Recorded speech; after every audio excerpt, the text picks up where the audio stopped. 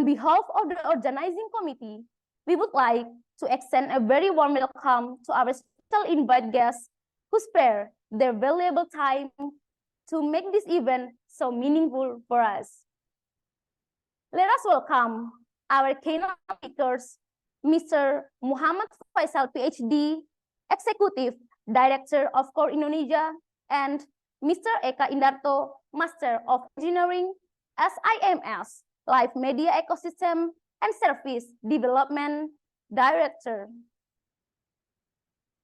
The Honorable Director of the Master's Program in Development Economics, Faculty on Economic and Business Gadjah Mada University, Mr. Ahmad Akbar Samto, MPhil, PhD. The Honorable Reviewers of the Today Conference, Mr. Wisnu Setiadi Nugroho, PhD, and Mrs. Diah Putriani, PhD. Ladies and gentlemen, please allow me to first you to our agenda. We will open with prayer, listening on national themes Indonesia Raya, welcome speech, the chairman of Student Association of Economic Programs, welcome speech, and opening remark by the Director of the Master's Program in Development Economics, Gadjah Mada University, plenary session, presentation from Journal of Indonesian Economic and Business, parallel session for oral presentation, ice breaking, and announcement of the best paper and closing. Ladies and gentlemen, to start this morning event, we will commence the agenda by reciting a prayer. Let us pray according to each other's. The prayer begins.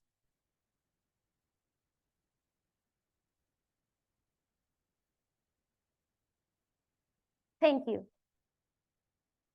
Ladies and gentlemen, the next agenda is Listen National Anthem Indonesia Raya. The distinguished guests are kindly requested to listening.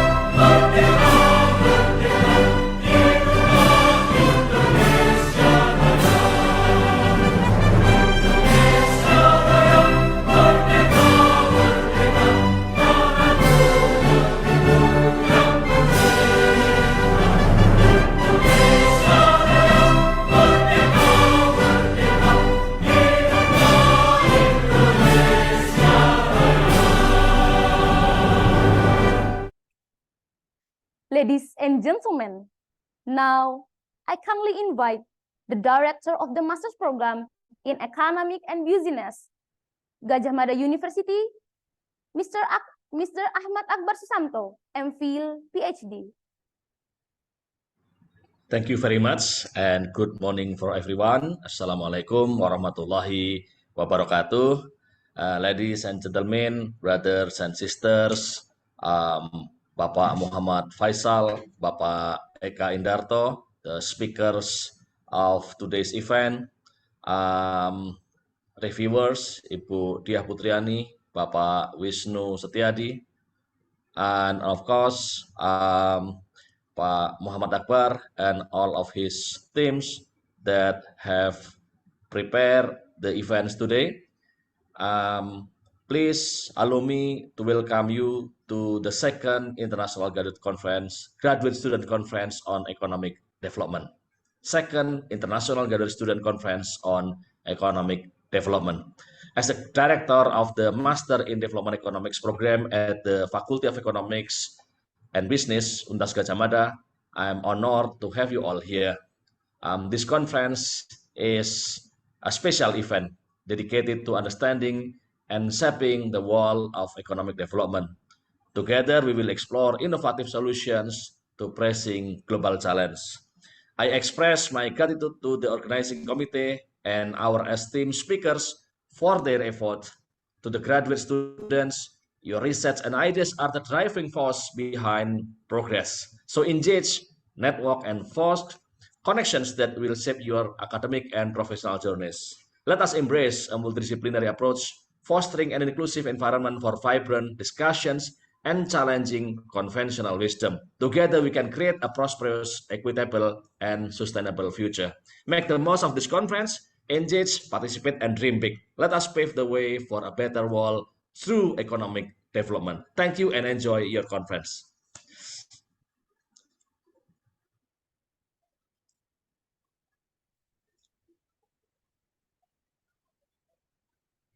Once again, please welcome Mr. Ahmad Akbar Susanto, MPhil PhD, to open remark the program officially. All right, so now let's together open the IGET Conference 2003.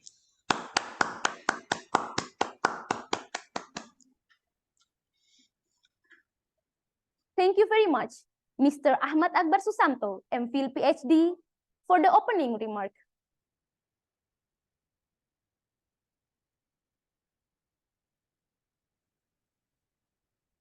Ladies and gentlemen, the International Graduate Student Conference on Economic Development 2023 is officially opened. Please give a big applause to all of us.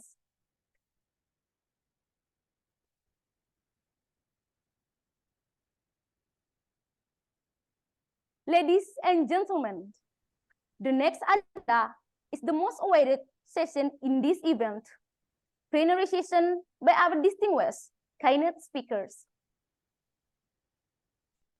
We are very grateful to have as our moderator plenary session of today. Allow me to present the curriculum vitae of the moderator who will be guiding this session. She is an academic assistant at the Master's Program in Development Economics at Gadjah Mada University. In terms of educational background, she graduated from the Faculty of Economics and Business, Gadjah Mada University, and she completed her master's degree at Risumaikan University. I now invite Mrs. Emma Kurni Aminila, Master of Economics, to proceed.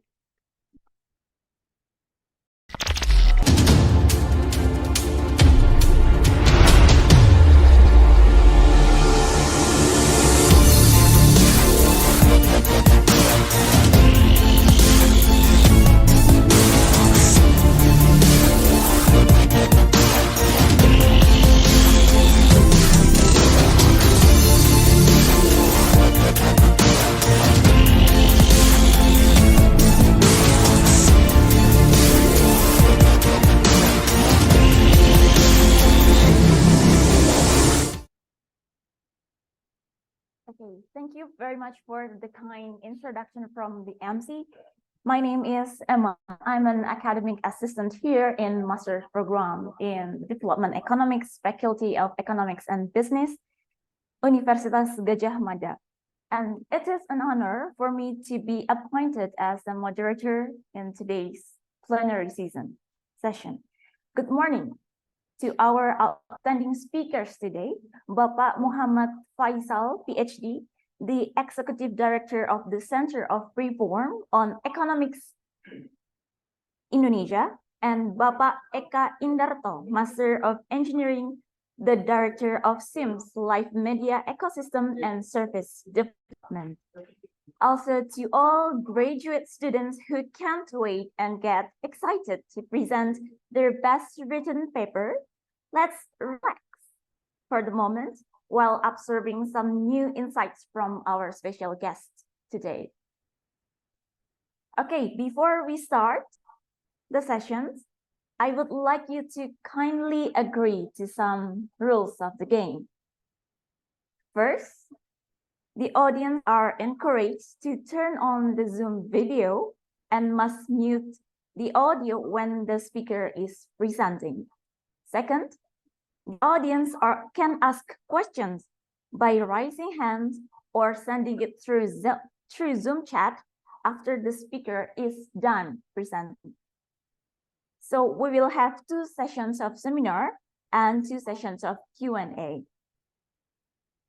So, all right then, it's time for me to introduce the first keynote speaker, Bapak Muhammad Faisal, PhD.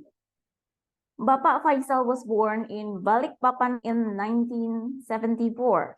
He currently serves as the Executive Director of the Center of Reform on Economics Indonesia, an independent economic think tank based in Jakarta. He obtained a doctor in philosophy and political economy from the University of Queensland, Australia in 2013, Master of Development Studies from the University of Melbourne in 2006, and Bachelor in Urban and Regional Planning from the Institute Technology Bandung, Indonesia in 1998. Bapak Faisal has been involved in various research and development programs for over 10 years. Prior to his current assignment, he joined the Econit advisory group and did a lot of research related to economic issues during 2000 to 2002. He has also worked for ASEAN Secretariat and has been involved in research relating to ASEAN economic integration and cooperation during 2007 to 2009. He has also been hired as a consultant in a number of international organizations, such as the World Bank and the United Nations Population Fund, as well as the government institutions such as the Ministry of Planning and Development of Indonesia. Bapak Faisal, good morning. Good morning, Mbak Ima. How's your feeling today, Bapak Faisal? I'm good, thank you very much. You have tons of experience in the field of economics. I wonder, what is gonna be your focus to tell young economists today, Bapak Faisal? Well, to be honest, I actually didn't expect that it's going to be conducted in English, but what I'm going to present is more of a general overview of digital economic trends in the global and also national contexts, and how it affects the economic development, especially in Indonesia, from the macroeconomic perspectives until a little bit microeconomic perspective. Okay, thank you, Bapak Faisal. And time now is yours. Thank you very much, Mbak Emma.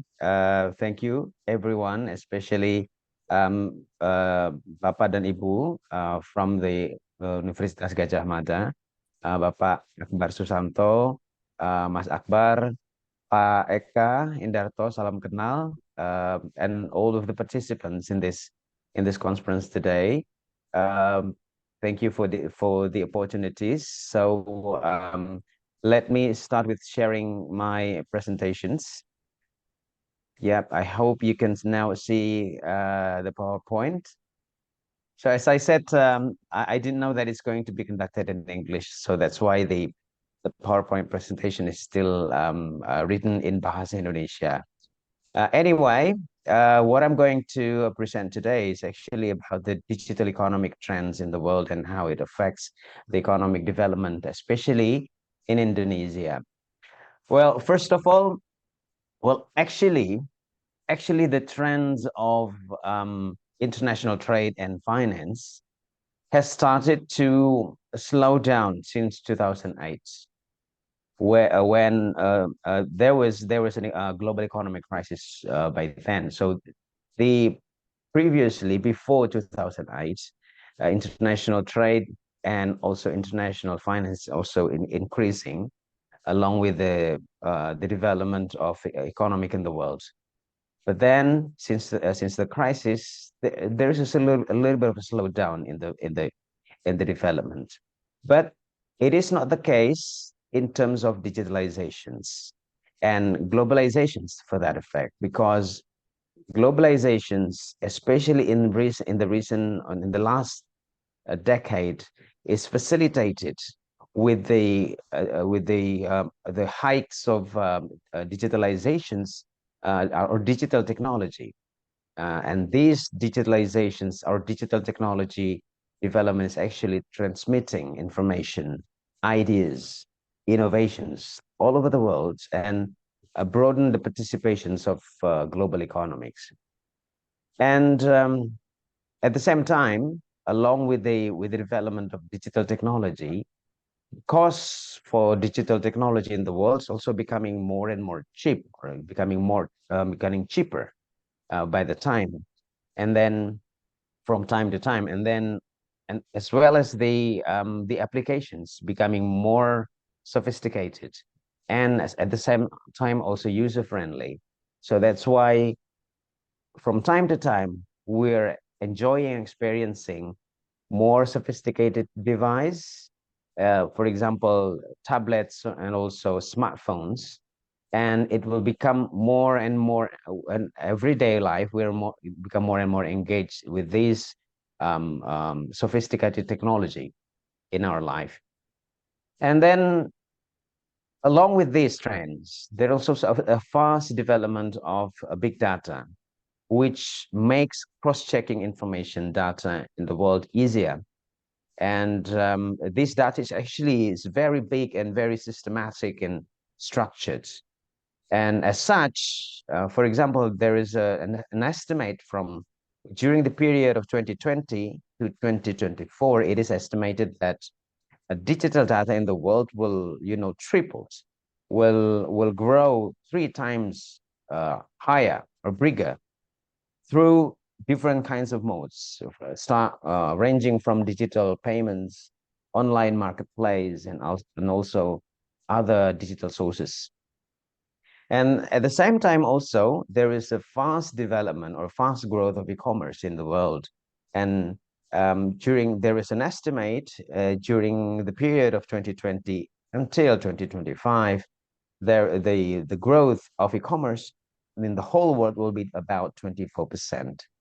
And of course, it will be in the public finance sectors, for example, it will become the basis for taxations. And many countries now also embracing digital technology in the public finance. This is one of the dimensions.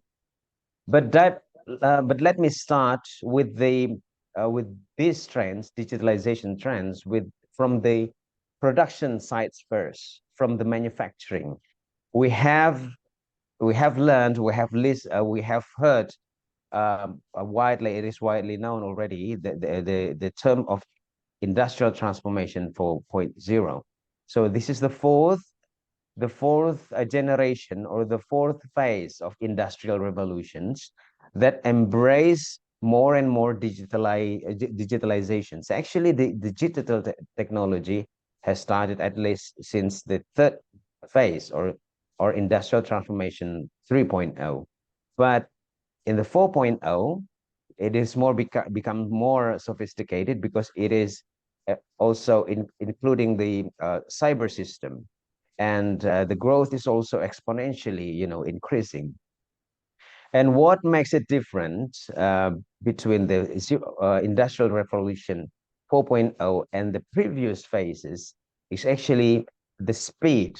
The speed is so fast, and it engaged all of the industries, including trade, and not only in manufacturing, but also in trade and services.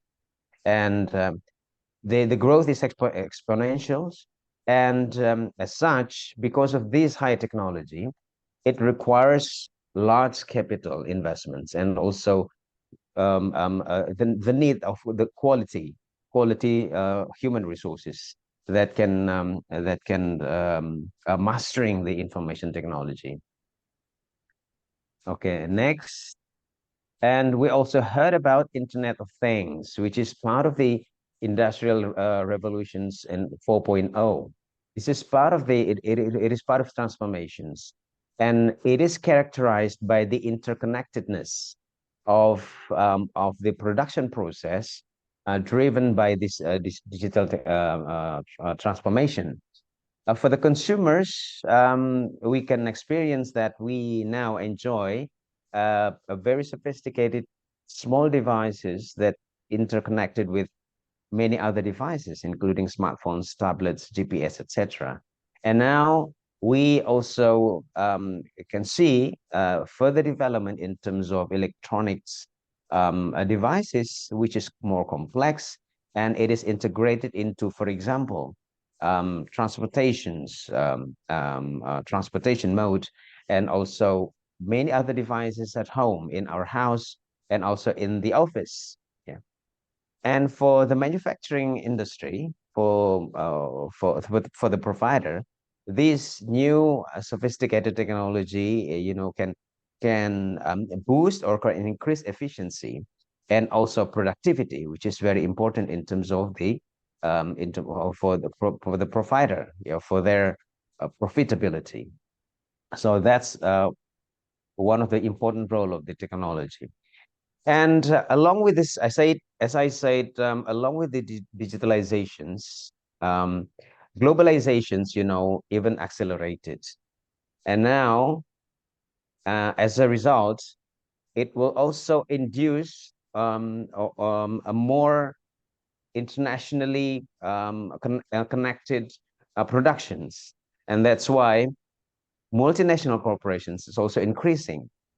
And as part of the terms that we have already known, also there is a global value chain. The global value chain is the value chain that makes all the participants in the value chain to produce a product, not just in one area or just in one country, but in all whole different countries, not just 2 or 3 or even 10 or even more than that. And all those different chains are actually very distant to one another, but they are connected because of digitalizations. So that's why, for example, as an example of product of an airplane, for example, Boeing, this airplane is not just made in America. In reality, it is made in the world, because every part of the Boeing airplane is made by different countries, not just by America, but also some of the parts is also made in Japan, and some of the parts made in the UK, in China, in France, in Germany, in Korea. And those different chains are interconnected by the digital technology. So the digital technology use a very sophisticated product from 44 billion US dollars to 70 billion US dollars in 2021. And this is the fastest growing digital economy in Southeast Asia. So it happens in Indonesia. And we also have known this because, as we know, that the internet users in Indonesia has been increasing very fast, and it will keep increasing in the near future. But the structure of the users is actually dominated by the upper middle social economic level, as we can see on my right, top right side of this slide. A and B is actually the upper middle and upper social economic level that have the engagement with the internet is higher than compared to the lower middle economic social economic level. And in terms of the age of the users, we can see that from my right bottom, you can see that it is dominated by millennials and Gen Z. Those populations with age from above 15 years old and below 40 years old. So these are the illustrations of the internet users as part of the markets and the users. And at the same time, some of them are not just users, but also providers or producers. So and we can see from the regional point of view. So there are more users in urban areas, of course, compared to the rural areas. But if you look at the growth of internet users in the rural areas is faster compared to the growth of your internet users in the urban areas. So this is the development in Indonesia. Now let's move on to the to the cashless payment transactions, which is part of the digitalizations. And the very important development here is since 2022, which is last year, the volume, the transaction volume of non-cash or cashless is now dominated by digital payment compared to, for example, card payment. So uang elektronik or e-money or digital payment is now increasing exponentially. So now outweigh the use of card payment. And as we can see, there are various of e-money providers, from OVO, GoPay in Indonesia, Shopee Pay, and then they're still, developing their business, even though some of them, have has experienced disruption since the pandemic because of the internet bubble into 2020, but there still exists right now, even though some of them may be now declining in terms of profitability. Now, let's move on to how it affects the economic activity. In many of our surveys, Core Indonesia, my institutions has conducted several survey to SME several times, actually, and we noticed that it indeed the digitalization, especially in digital payment, has helped SMEs in terms of their economic activities. Yeah. So it happens actually even after it accelerates even after the pandemic. And it is estimated that the potential of digital economy in Indonesia will not just increase, but also will experience exponential growth in the next few years. So it is estimated in 2025, for example, it will reach about 146 billion US dollars. And let's now move on to how the digital technology affects the digital public finance. Because interestingly, it is not just about digitalization in the private sector, but also in the public sector. Now, because many of the internet users, they use the smartphones, and these smartphones, they leave footprints, and that can be used by the tax authority, to boost or to increase government revenues through digital technology. How?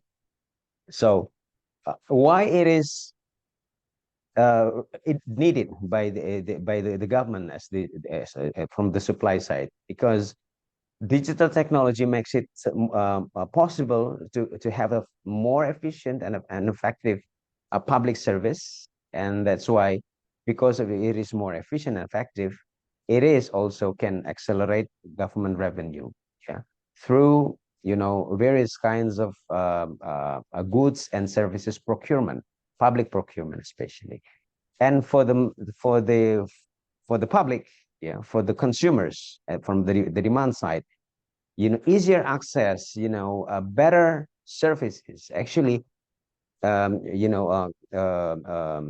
is something that they need, to increase or to make it more efficient in terms of time and also in terms of costs. So it is a better services that is expected by the consumers, and that's why many governments in the world, has also embraced this trend of digitalizations to increase public services. including in Indonesia. And it is not just in terms of services, but also in terms of services in the government spending, but also in terms of government revenue. So that's why many governments also, I'll give you an example. In other countries, for example, they use digital technology in terms of tax payment, for example, through smartphones. And the use of digital technology, it is not all just about efficiency, or not just all about, comfortability, comfort and convenience, but also about transparency and trust, because all digital technology makes it possible that the services can be more transparent, and because it is more transparent, that it will increase public trust to government's management. Yeah, so it is some of the benefits of digitalizations. And of course, it is more efficient, and also it will, reduce the burden of the consumers as the taxpayers in this case. Yeah. So I have mentioned that digitalizations has been used in the public finance because to increase government revenue, and it is very relevant because in Indonesia, as we see, and also has been assessed by the Ministry of Finance, that fiscal capacity in many provinces and many regions in Indonesia are actually low. So regional governments are now trying to find ways to increase revenues, and electronifications and digitalizations is one way to increase public revenue or regional government revenues through technologies that makes it easier for taxpayers to pay tax. And this is an example in Kenya, that we can see that in Kenya, tax payment system has now used electronic, and they every taxpayers in Kenya now can pay tax through their smartphones. Yeah, in different kinds of tax in Kenya can now use smartphones, and the people there, the taxpayers in Kenya, has become more and more familiar and more convenient in paying tax through smartphones. This is an example. So once again, apart from efficiency and convenience, it is also boosting transparency and accountability, because until today, public management, including public finance management, is still, has so many relevance with accountability and transparency.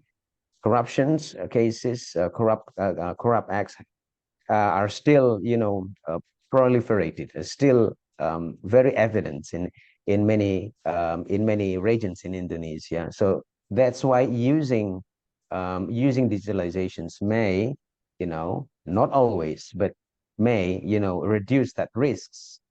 And this is an example in India of how the digital technology has been used to, distribute social assistance or bansos in Indonesia.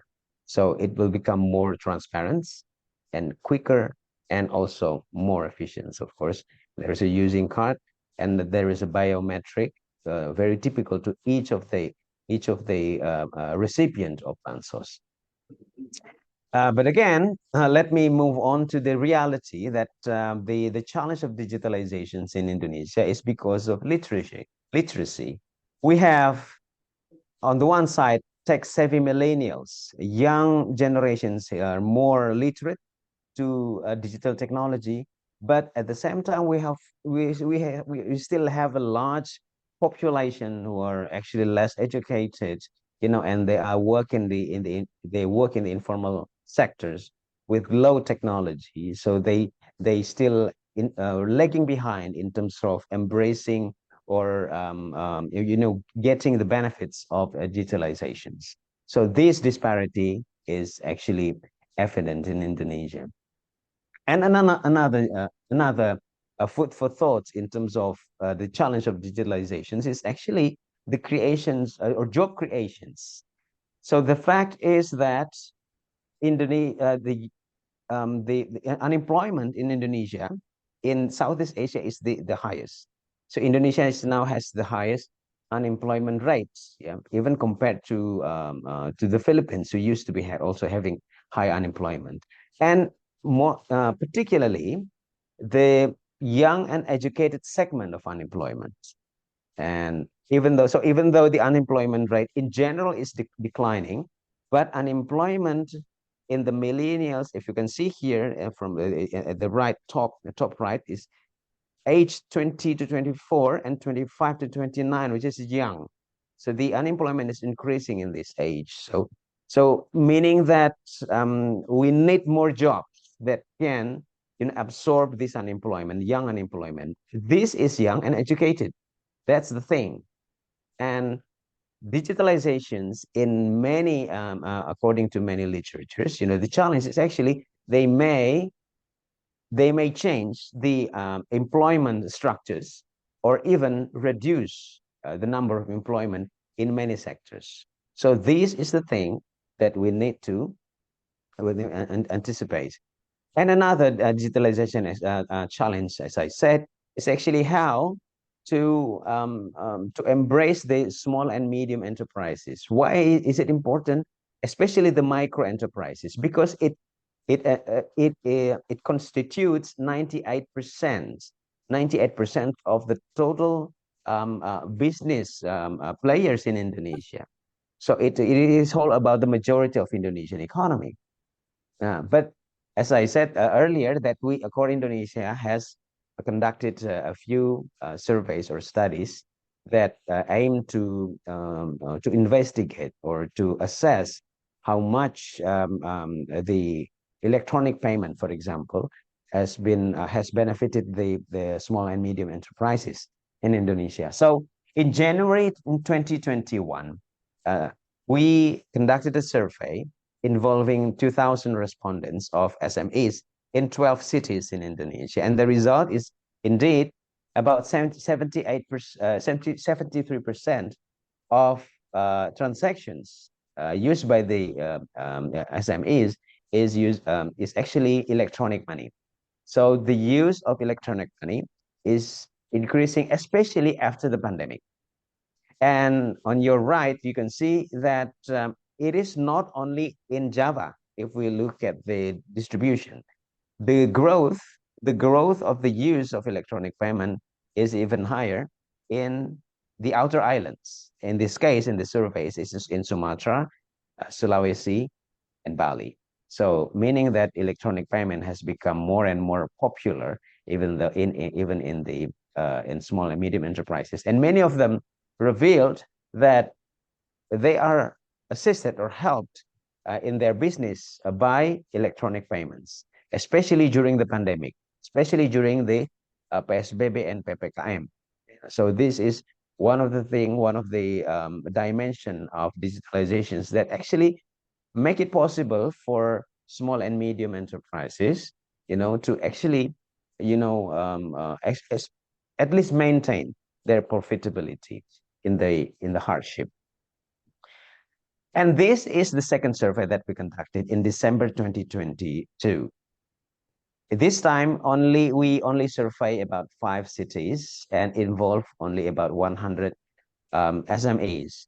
And the result is not much different, even though in terms of the benefits they see is a bit lower. So we interviewed these 100 SMEs, and they said that the total revenue, annual revenue, after they used e-money, 38% said it is increasing.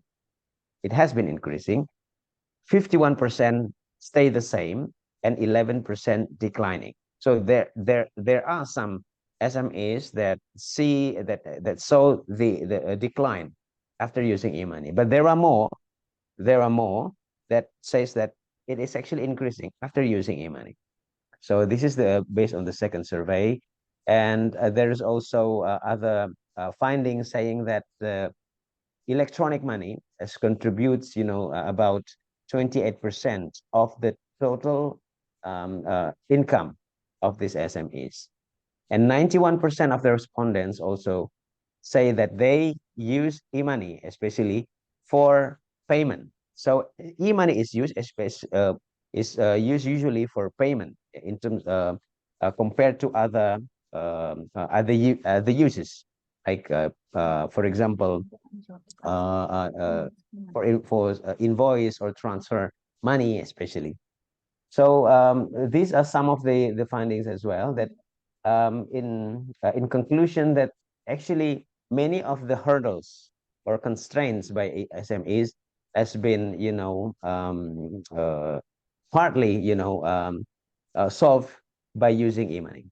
So this is just based on the survey. So just for you, food for thought for you.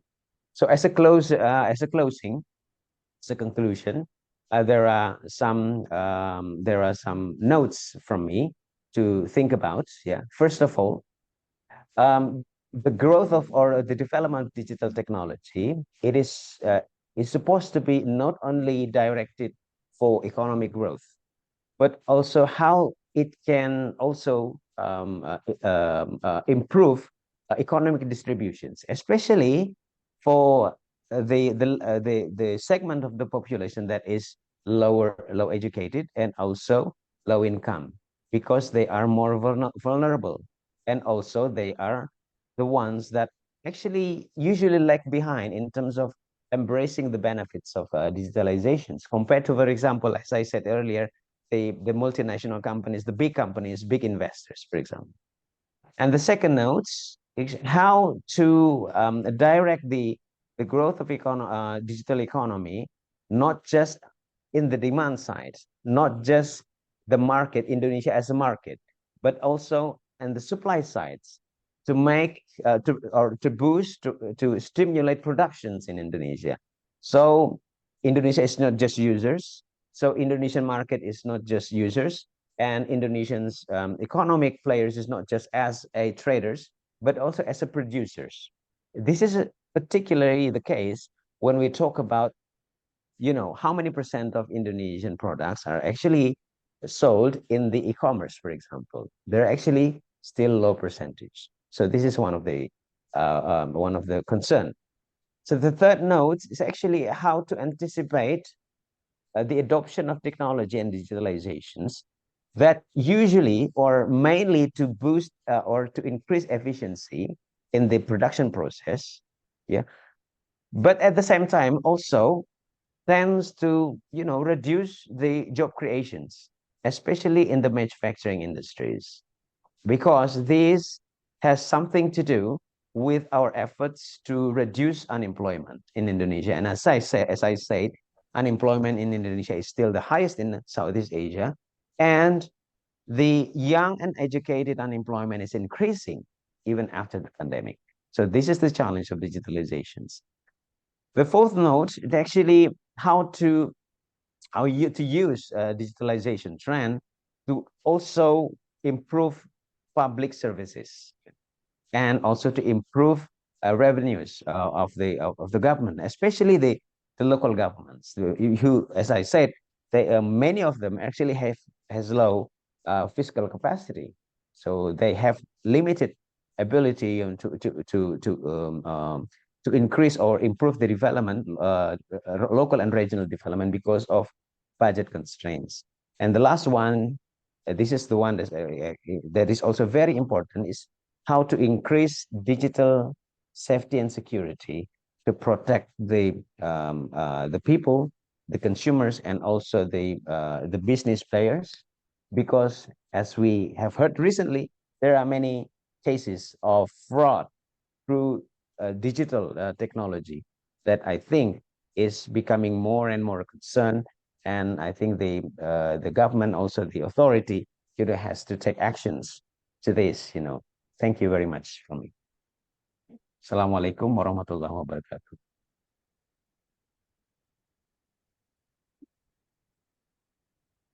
Thank you, Bapak Faisal, for the wonderful presentation.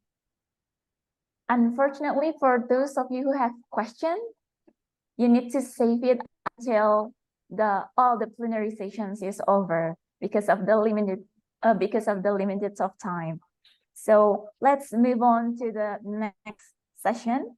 In the second session, we will get deeper into the theme of digitalization for economic development with Bapak Eka Indarto, Master of Engineering, who will be talking about his practical experience in developing broadband and internet for regions in Indonesia.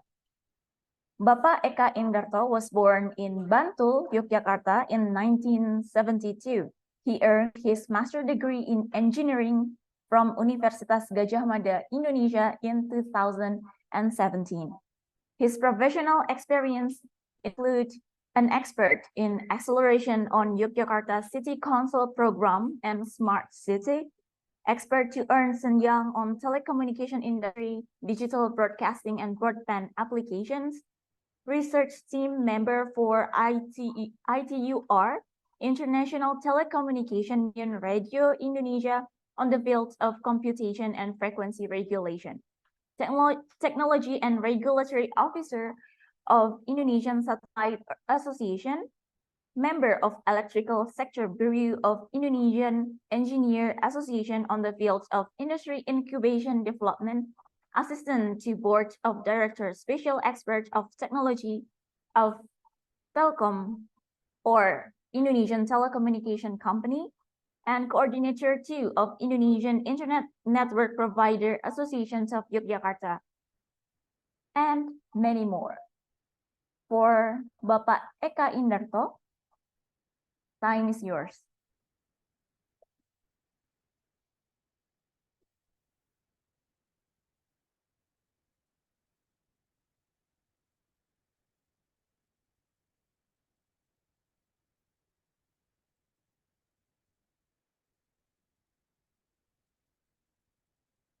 Bapak Eka Indarto, is there any technical problem with your voice, your audio?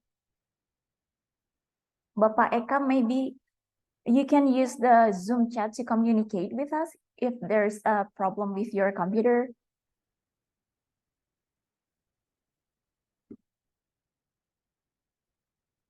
Okay, while waiting for Bapak Eka with his computer, let us, for those who have questions for Bapak Faisal about digitalization for economic development, you can raise your hand or you can send your questions to the Zoom chat.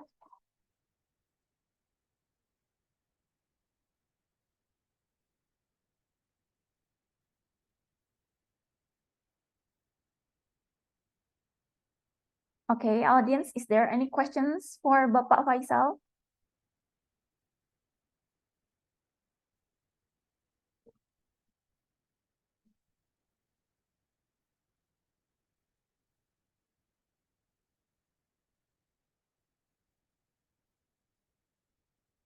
Okay, I think there's a question. So please say your name first. Okay, thank you for the time. My name is Akbar Maulana from FEB UGM, and I would like to ask to Mr. Faisal, Muhammad Faisal. Thank you for your presentation about wonderful digital economics. Yeah. I'm sorry, Mr. I would like to ask, based on study in CFDS UGM on 1,700 respondents in 34 provinces in Indonesia. At 2023, there are above 60% of Indonesian people have been victims of online fraud. And even furthermore, there is a data showing that above from 2 million user accounts in Jakarta, all 10 trillion rupiah in loan application, which they have failed to repay. So I have a question. Is our country mature enough to handle such trends? So like digital economy, and how are we preparing for all of this to boost our people to adopt this trend? Thank you, Mr. Okay, thank you, Mr. Akbar. So, Bapak Faisal, time is yours to answer the question. Thank you. Thank you for the questions. Interesting, Mas Akbar.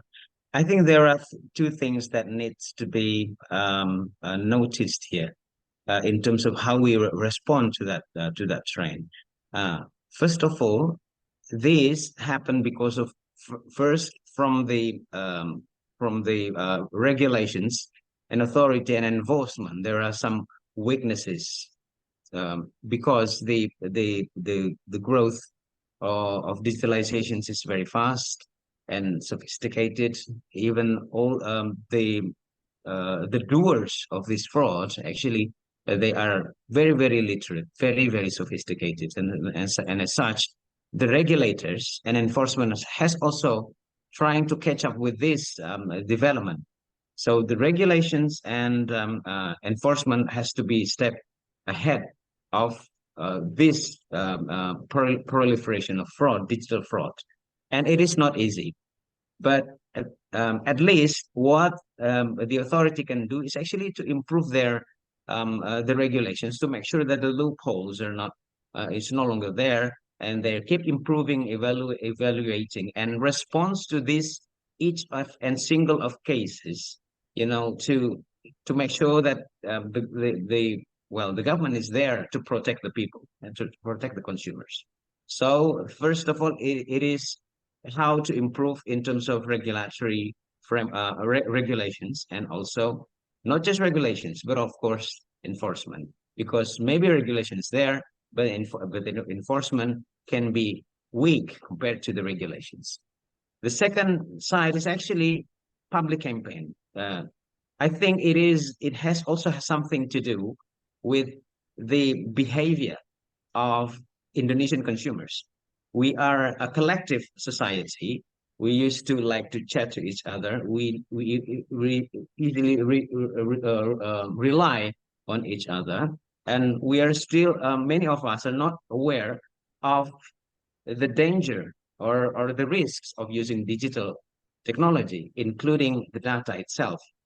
So public awareness in terms of how to reduce the risks is also very important, because at the end of the day it actually at the point of the consumer itself, the fraud, which actually can be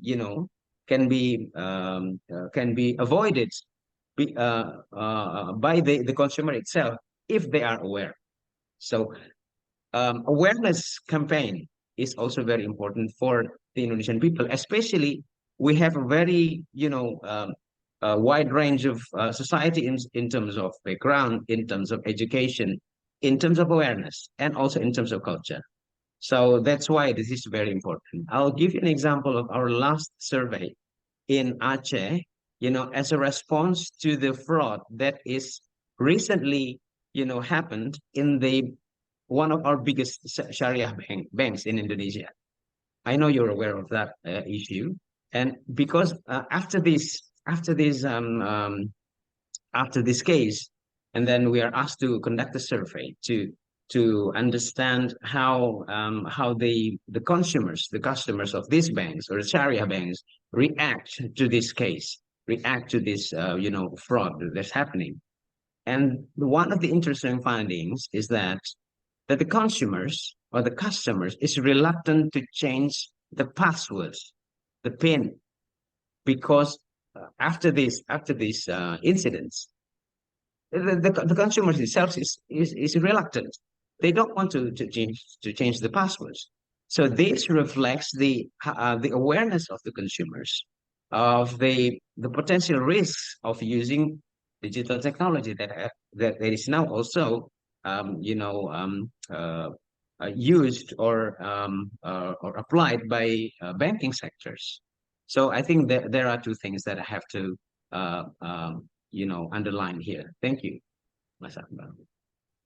Sorry, sir. Can I ask one question again? Maybe. Sure. Sure. Okay, thank you. How to make this trend like digital transaction is sustainable for long term, sir? Because I look like our people is so labile in our trend. So instance, when in some marketplace like Shopee, like Gojek and Grab, and when they have more promo like discount and any more, people change their behavior from traditional transaction to digital transaction. But after this promo was ended, they come back again in traditional transaction. Such as in Yogyakarta, I see there are applications like Jogja Kita. They have more promo like discount price, and our people change their trend from traditional transaction, cash transaction to digital transaction. But after the promo was end, they come back again in traditional transaction. And my question is, how make this trend is sustainability for a long term, sir? Thank you. Thank you, Mas Akbar. This is also very interesting because it has something to do with the competition policy in business environment. We know that we have a traditional competition policy, competitions, rule of the game. But with the digitalizations and the development of e-commerce and e-commerce platform, for example, it may change because of that kind of because that's very typical. Because in the first phase or earlier preliminary phase of the startup or the e-commerce development, they offers promos not only to consumers but also to the partners, to the drivers, to the food providers, vendors. Yeah? That's the first phase. But then after this phase is over, and then they reduce the full promo or even eliminate the promo, and after they can get the capture the market, the consumers market, and also the providers and also the partners, they start to increase the costs of using the applications. And that happens not only in one or two applications, but also in many applications in Indonesia, but with different phases, of course. So I think we need to rethink, and the regulators will need to rethink in terms of competition policy to make sure that risks, has to be reduced from the consumer side and also from the provider side. Yeah, because this is the maximum distributions in terms of the benefits. In many parts of the world, in the Europe, for example, as we know that often there are some race conducted by partners, for example, when they feel that they are disadvantaged by certain policy by the applications, and then it does not only happen in Indonesia but also in many parts of the world, including the developed countries. If I'm not mistaken, one of the European countries, for example, France, if I'm not mistaken, it has to make a deal to the level, for example, that the partners finally has to be acknowledged not just as an outsiders, but as employers of the applications. So that's part of the deal. So this is something that is very dynamic, that I think the regulators need to keep an eye on this, because this is not something that traditionally that we used to do. This is something digital that is very dynamic, and the characteristics may be more complex. So that's my answers. Thank you.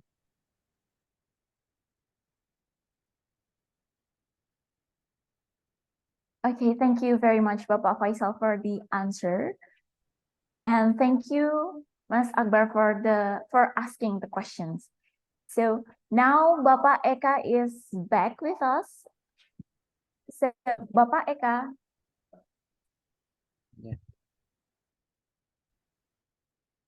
Assalamualaikum. Apa suaranya masuk, Mbak? Yes, we can hear you.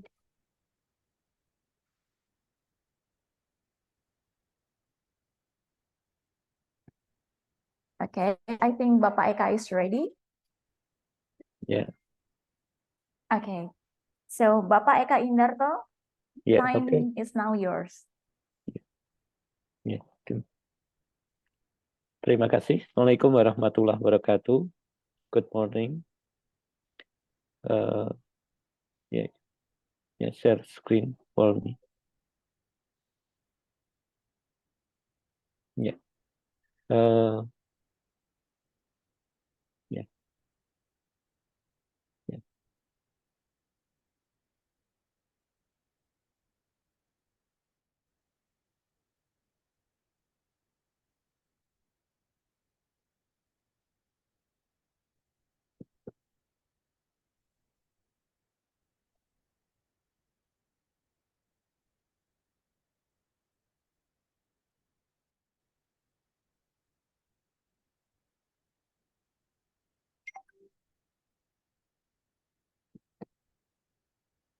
Yeah. But my present is present. Yes.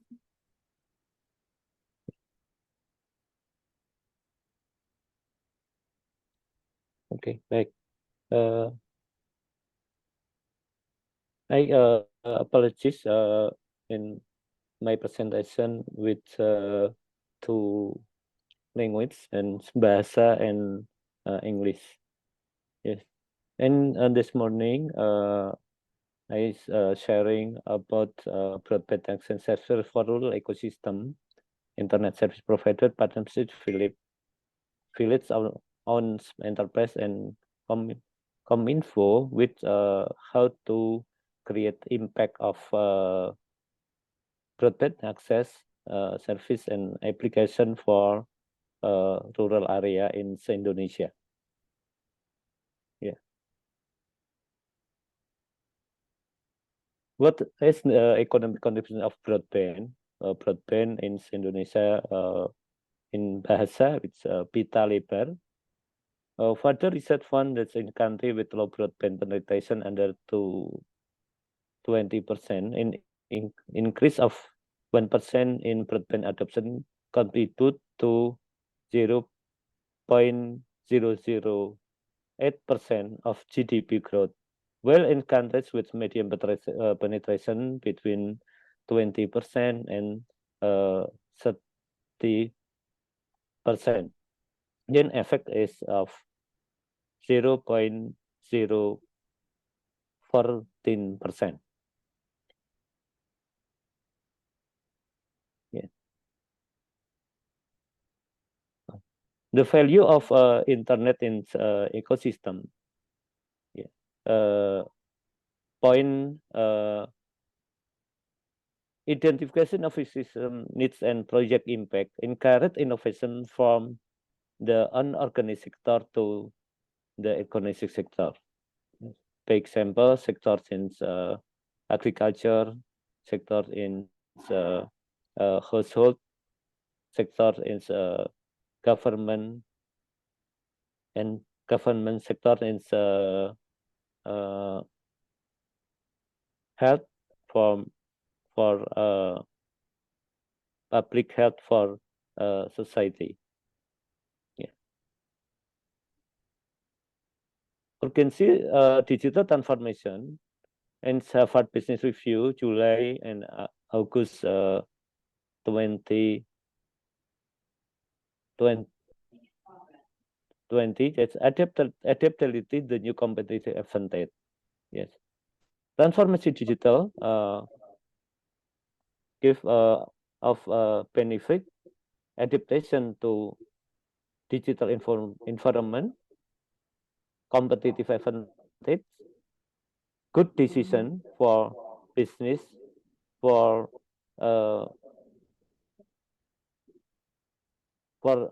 public service, develop of new business, a safe of relation business environment,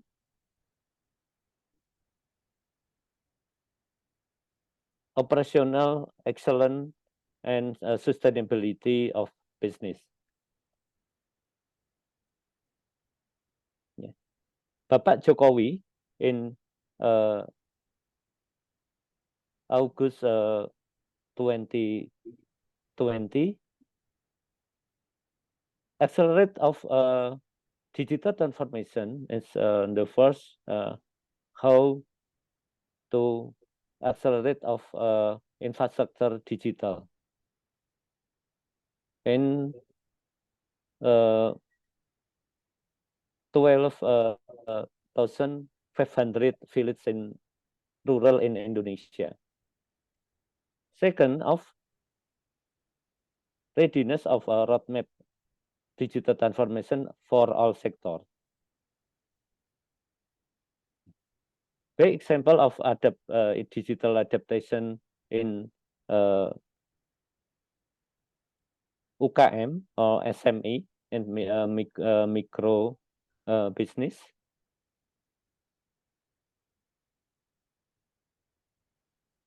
In the life of Koperasi unit desa, and on the right of pedagang sayur, in Kris in angkringan in Yogyakarta, and the impact of income and omset is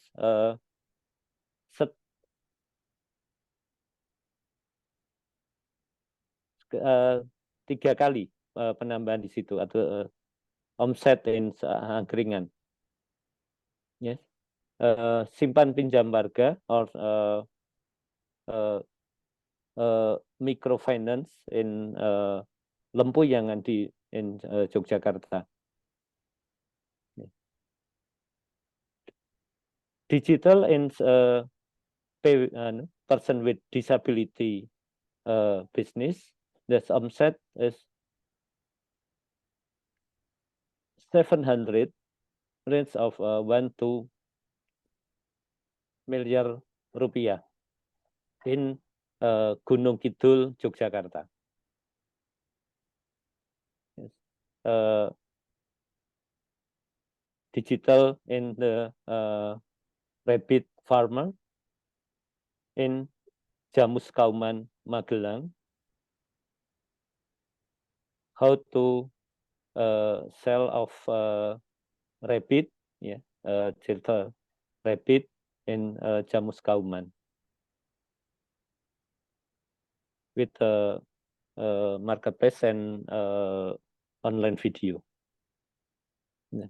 The potential of internet in rural communities. Yes. Internet has become part of almost all sector of life. Cannot stand alone. Inequality of ICT, internet leads to injustice in obtaining services and hope for the future. Internet or ICT a strategic tool in building productivity, competitive advantage, trust, public communication, community network, and added value. And on the other hand, mismanagement ICT becomes a new burden on society, potential for crime, and weakening society. Adoption of broadband service in rural area ecosystem consists of first is readiness infrastructure. Ya, intinya tidak mungkin berdigital kalau tidak ada infrastrukturnya. Planning, design, and development of infrastructure, government infrastructure, network field area, fishery sector, agriculture, health, and education. The second of how create services appropriate with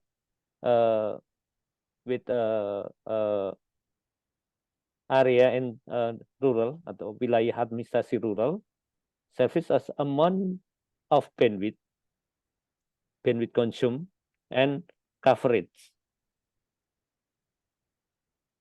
That is application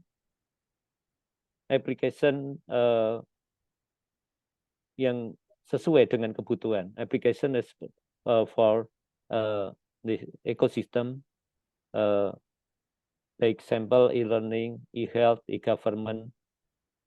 Yeah. Fourth is user is how to achieve of capacity building program for SME, fishermen, teachers and students in this area. Relation broadband ecosystem and broadband development methodology. Broadband ecosystem consists of supply-side policy for broadband network infrastructure and broadband services. Demand-side policy for end user and content and application. Method of broadband development based on community-based broadband planning, adoption, and development life cycle consists of outcome assessment, community-based profiling, community-based need assessment, and community-based planning and development.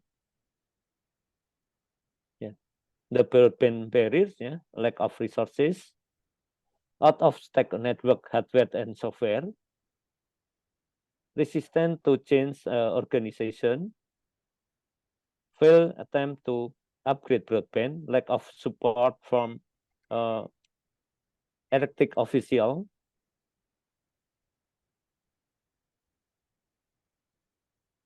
lack of provider, and lack of knowledge of broadband and broadband application.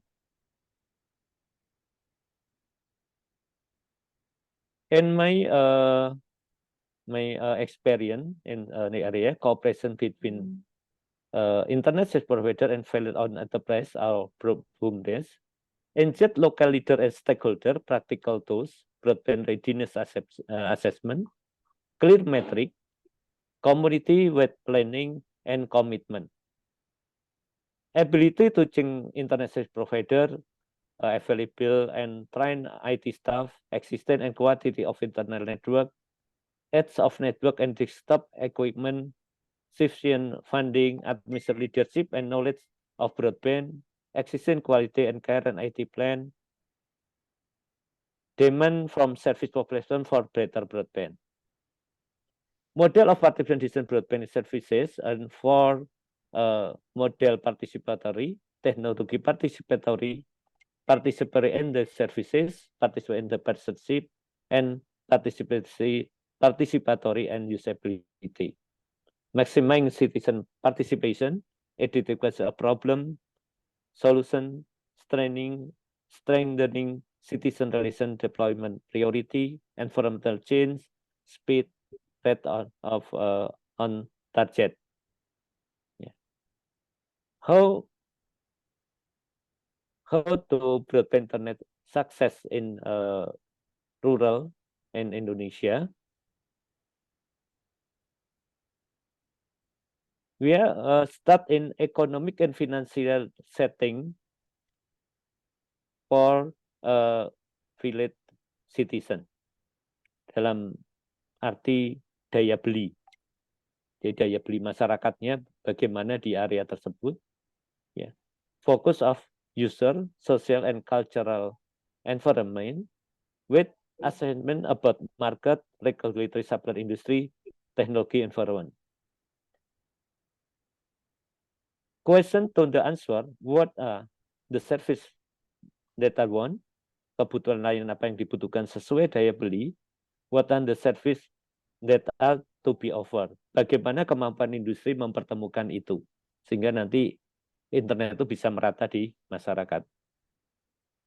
Parameter of broadband planning, economic parameter, second of social parameter, and third is technical parameter. Jadi daya beli, kondisi sosial masyarakat, dan problem-problem teknis yang akan dihadapi di pedesaan.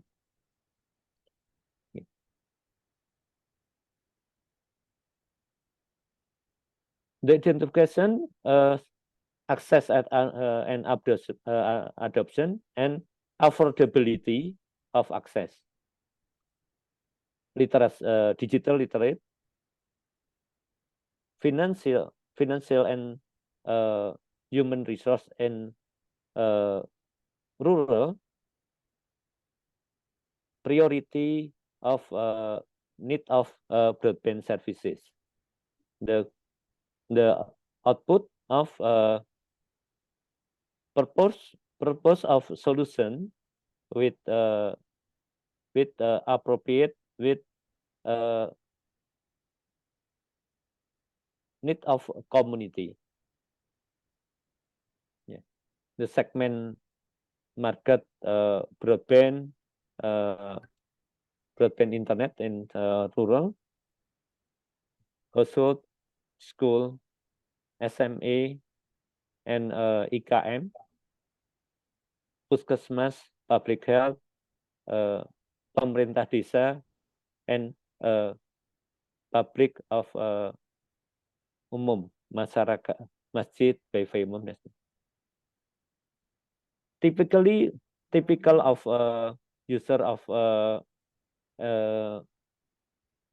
internet user in a village, in a school, common application, Google, Facebook, download, upload, browsing, especially application, school application, Zoom application from IT service developed in wilayah area in the sekolah. Village rural government, yeah, same Google, Facebook, download, upload, information system, SID, sistem informasi desa, puskesmas application for BPJS and other health application, health information system application. Yeah, typical of Zoom from 600 kilobit per second and of for 3.8 megabit per second. Yeah, YouTube 4K 20 megabit per second, standard definition 0.7 megabit per second. It's a the projection of services. School with concurrent 30 range of 40 class, student, teacher and administration 20 hingga 30 Mbps. Household, yeah, start 3, 4, 5, and 10 Mbps. The product, yeah, appropriate with service in rural in Indonesia, 3 Mbps, 5 Mbps, 10 Mbps for household, 10 Mbps, 20 Mbps, 30 Mbps for school, 10 Mbps, 20 Mbps, 30 Mbps for government. Yeah. How infrastructure planning with village administration stakeholder, discussion with stakeholder in village, yeah, kepala desa atau lurah, yeah, how to plan and where on the site of internet will be installed. In Bumades, Pancamandala, Tasikmalaya. Yeah. Training yang anak-anak muda di pedesaan yang lulusan SMK, vocational school, provide technical assistant training to vocational school graduation, the village installation, operation, maintenance, troubleshooting, make your own Wi-Fi tower. Yes. IT and information system support. Yeah. Topology network, Dan ini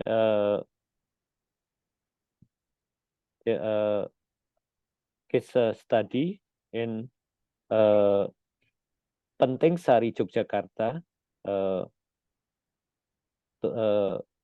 village tourism, broadband concept for homestay, Pancoh tourist village, and impact of digital.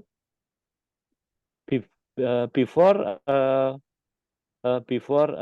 available of internet in Pancoh with training for pelaku manajemen desa wisata, before 5 homestay, and X months increase 65 homestay in Pancoh, Yogyakarta. After installation of infrastructure or access internet, we are training and mentoring for SMN and tourism agent in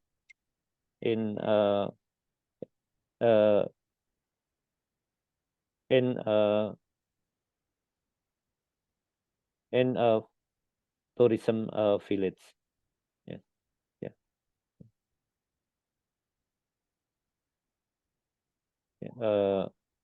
Scale of management content and batik cocktail.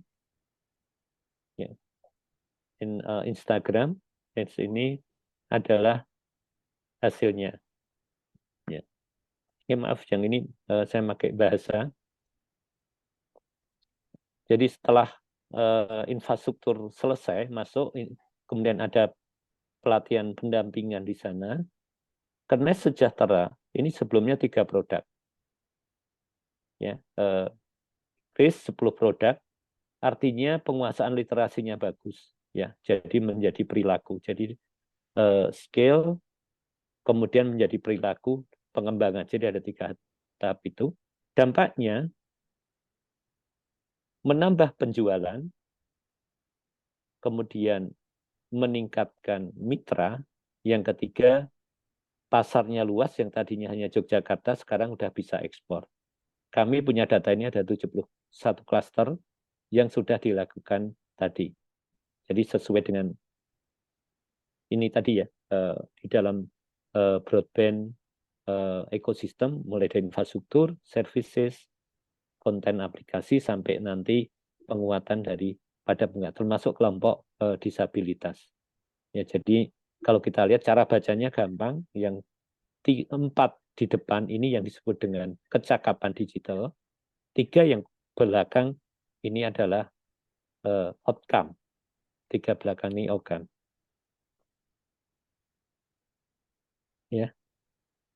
The next slide, case example in Pule Wulung village tourism. Ini ada ibu-ibu pengelola susu kambing, pengelola wisata. Nah, ini yang menarik, yang kita cek terakhir, punya kebutuhan sistem informasi untuk mengelola susu kambing. Jadi kalau kita lihat semenjak ada internet ini, mitra ibu-ibu ini mendapatkan pendapatan tambahan, karena kerekam, Ibu Ana ini mampu mendapat 2 juta, dan info hari ini mereka mampu memproduksi sekarang semenjak masuk digital itu sebanyak 2 ton liter per hari semenjak dilakukan digitalisasi. Sehingga mereka naik lagi minimal 2,5 juta pendapatan kemitraan.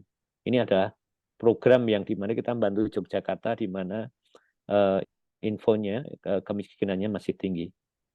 The application of make production in Giri Kerto, Turi, Yogyakarta. Mungkin itu yang bisa sampaikan. Mohon maaf kalau tidak begitu lancar. Thank you very much. Assalamualaikum warahmatullahi wabarakatuh. Thank you, Bapak Eka Indarto, for your insightful presentation. So we now have a question and answer session for Bapak Eka Indarto. For those who have questions, you can raise your hand or send your question through Zoom chat, and we can read it for you.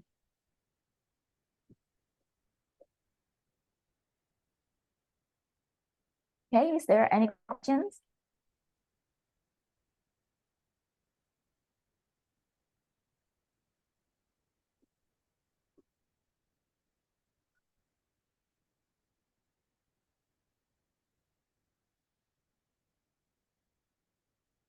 Okay, Bapak Eka, I would like to ask question then. So with our smartphone, now we can easily find interesting places, restaurants, shops in rural areas, and even some hospitals now have online registration and appointment. So the patients don't have to wait to see the doctor anymore. So my question is it hard to communicate with rural people about digitalization and invite them to take part in its development based on your experience? Are they cooperative enough to take part in the development? Ya, baik Bu. Ya,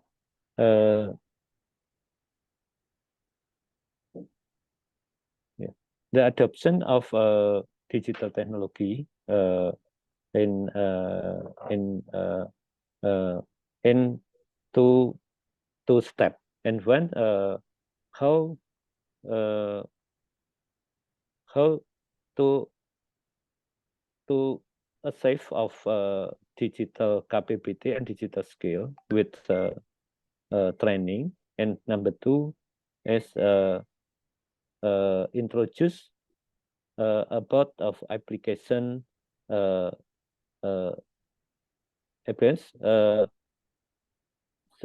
sesuai areanya, kurang lebih seperti itu. For example, at Puncak Sosok Yogyakarta, desa wisata, mereka menginginkan secara online orang udah bisa pesan tempat, termasuk apa namanya, kalau mereka unik ya, ada stiker dan sebagainya. Nah, untuk itu akhirnya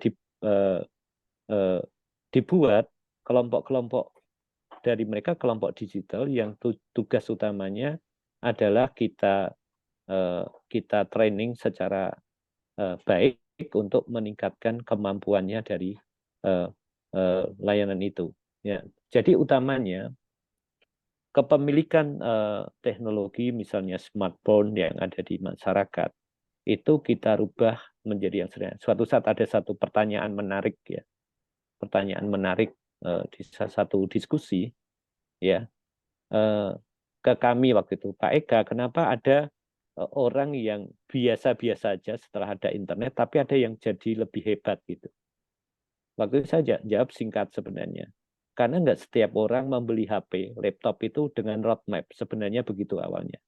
Nah ini yang penting, profiling ini. Jadi roadmap dia sebagai mahasiswa bagaimana, roadmap dia sebagai UKM bagaimana, itu menjadi tugas untuk dilakukan pelatihan tentang lingkungan digital baru mereka, dan itu bisa memberikan manfaat apa. Atau lebih jauh, kita memandang orang punya smartphone itu adalah modal untuk maju. Ya, kurang lebih begitu, Bu. Baik, thank you Bapak Eka for your answer. Okay, let me back to the audience. Is there any question?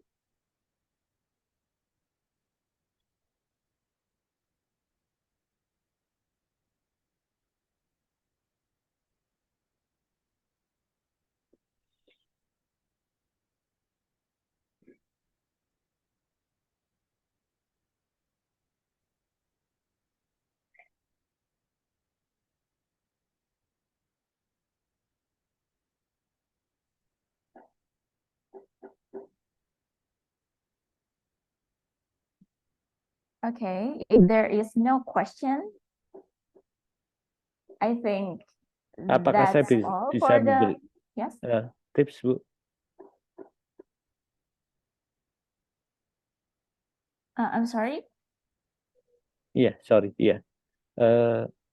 Jadi mudahnya begini, pengalaman kami di lapangan menunjukkan di dalam bidang ekonomi, internet itu akan sehat di keluarga, tidak mengganggu problem keluarga, kalau konsumsi internet itu tidak boleh lebih 5% dari pendapatan keluarga. Dan itu sudah saya lakukan, itu cukup berhasil. Misalnya untuk pengembangan desa wisata di Samiran, di Jamus Kauman, UKM itu, dengan sekitar sekarang 300-an ya.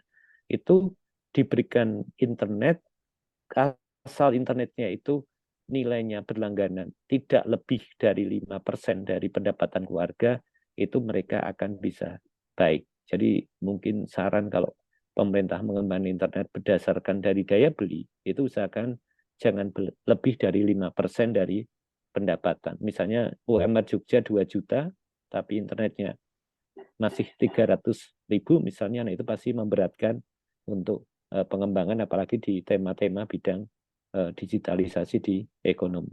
Ya, terima kasih, Bu. Terima kasih Bapak Eka Indarto atas tambahannya. Baik bagi hadirin itu ya hadirin. Jadi kita perlu memperhatikan pengeluaran atau biaya kita dalam membeli kuota internet. Yang optimal adalah jangan lebih dari 5% dari pendapatan kita. Baik, not more than 5% of our expenditure. Yeah. So, okay. So I think that's the end. That will be the end of our plenary session. Thank you, Bapak Faisal and Bapak Eka, for sharing of some of your knowledge with us. And thank you, dear audience, for your active participation until the end of the plenary session. Now, let us return our attention to the Master of Ceremony.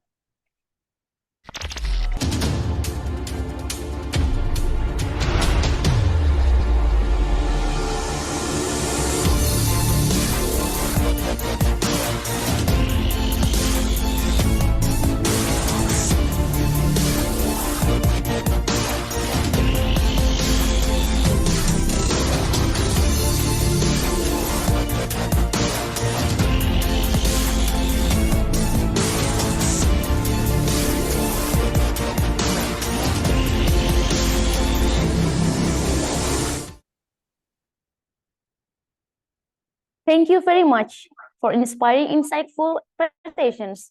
Please give once again a big round of applause for Mr. Muhammad Faisal, PhD, Mr. Eka Indarto, Master of Engineering, and the moderator, Mrs. Emma Kurnia Aminisa, Master of Economic.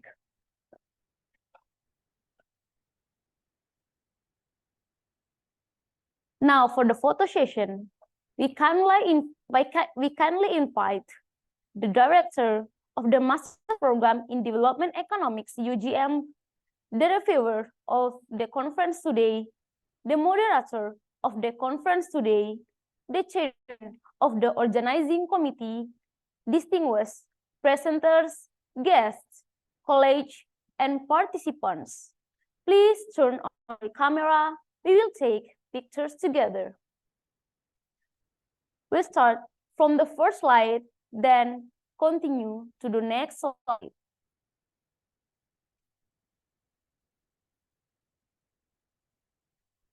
Okay. 1, 2, 3. Okay. 1, 2, 3. The next slide.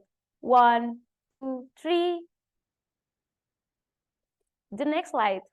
1, 2, 3. Thank you very much. Ladies and gentlemen, the next agenda is presentation from Journal of Indonesian Economic and Business.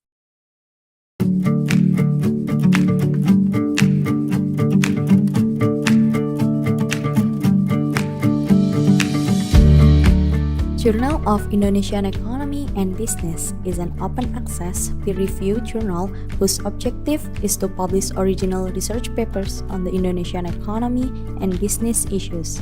This journal is also dedicated to disseminating the published articles freely to international academicians, researchers, practitioners, regulators, and public societies.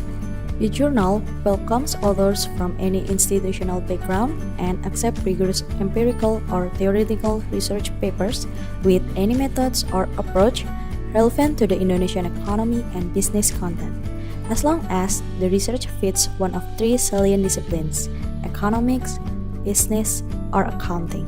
In Volume 37, Number 2, 2022, Journal of Indonesian Economy and Business issued an article regarding the effect of financial compensation for farmland acquisition on household welfare of the Yogyakarta International Airport development. Land acquisition is a major issue in development policy, and compensation is often described as inadequate. The study found that the financial compensation for the farmland acquired for the new airport development increased a household's total annual income by 32.06%. The financial compensation also increased their total annual expenditures by 26.55%, especially those related to food, energy, transportation, internet, and social relationships. GIEP initiated its internationalization journey in 1998 when GIEP started to publish full English articles for each issue and volume. Going through every milestone, GIEP has been indexed in various international journal indexation such as Scopus, EBSCOhost, EconLead, ProQuest, Google Scholar, TOAJ, Microsoft Academic Search, and ACI. Furthermore, this journal has been nationally accredited in Indonesia by the Ministry of Research and Technology for Higher Education in the top tier of the Indonesian Science and Technology Index, also known as Sintawan. Last but not least, we hope that GIEP will be the home for the global economy and business scholars to disseminate their rigorous and high-impact research. We look forward to welcoming your contribution in the near future.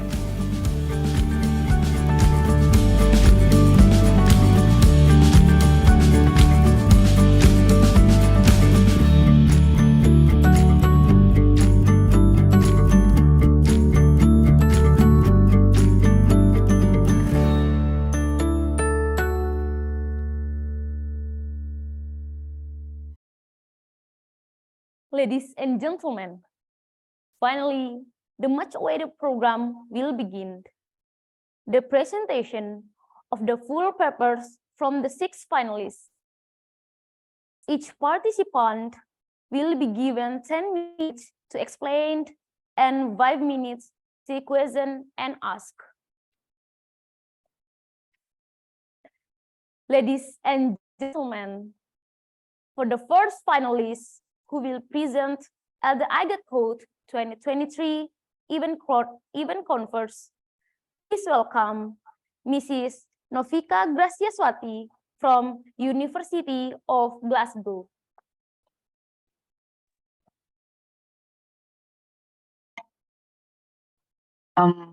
Is my voice clear enough? May I share screen?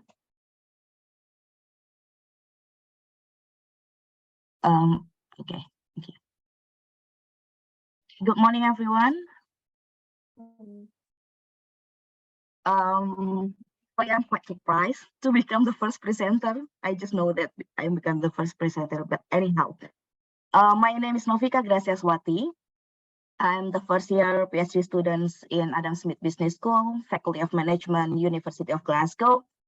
And I would like to express my gratitude to present my mini research about HR and innovations, human resource and innovations, especially the bibliometric and systematic literature review. So because I only have 10 minutes to present my presentations, I skip the literature review part. I will only talking about the introduction, then research questions, and then I will jump to the methods, especially how I did the bibliometric and scoping literature review, particularly, and the result from the literature review, and what is the summary and limitation. And please keep in mind, because this is the working paper, I really want to have many suggestions from all of you to make sure that this paper is to make sure that there are added value for this paper, but still working paper anyhow. So as we know, innovation actually play a significant role, not only for the performance of the company, but also for its sustainability, for its long-term survival. But when a researcher talking about the innovation, usually they talk about the technology, the digitalization, etc.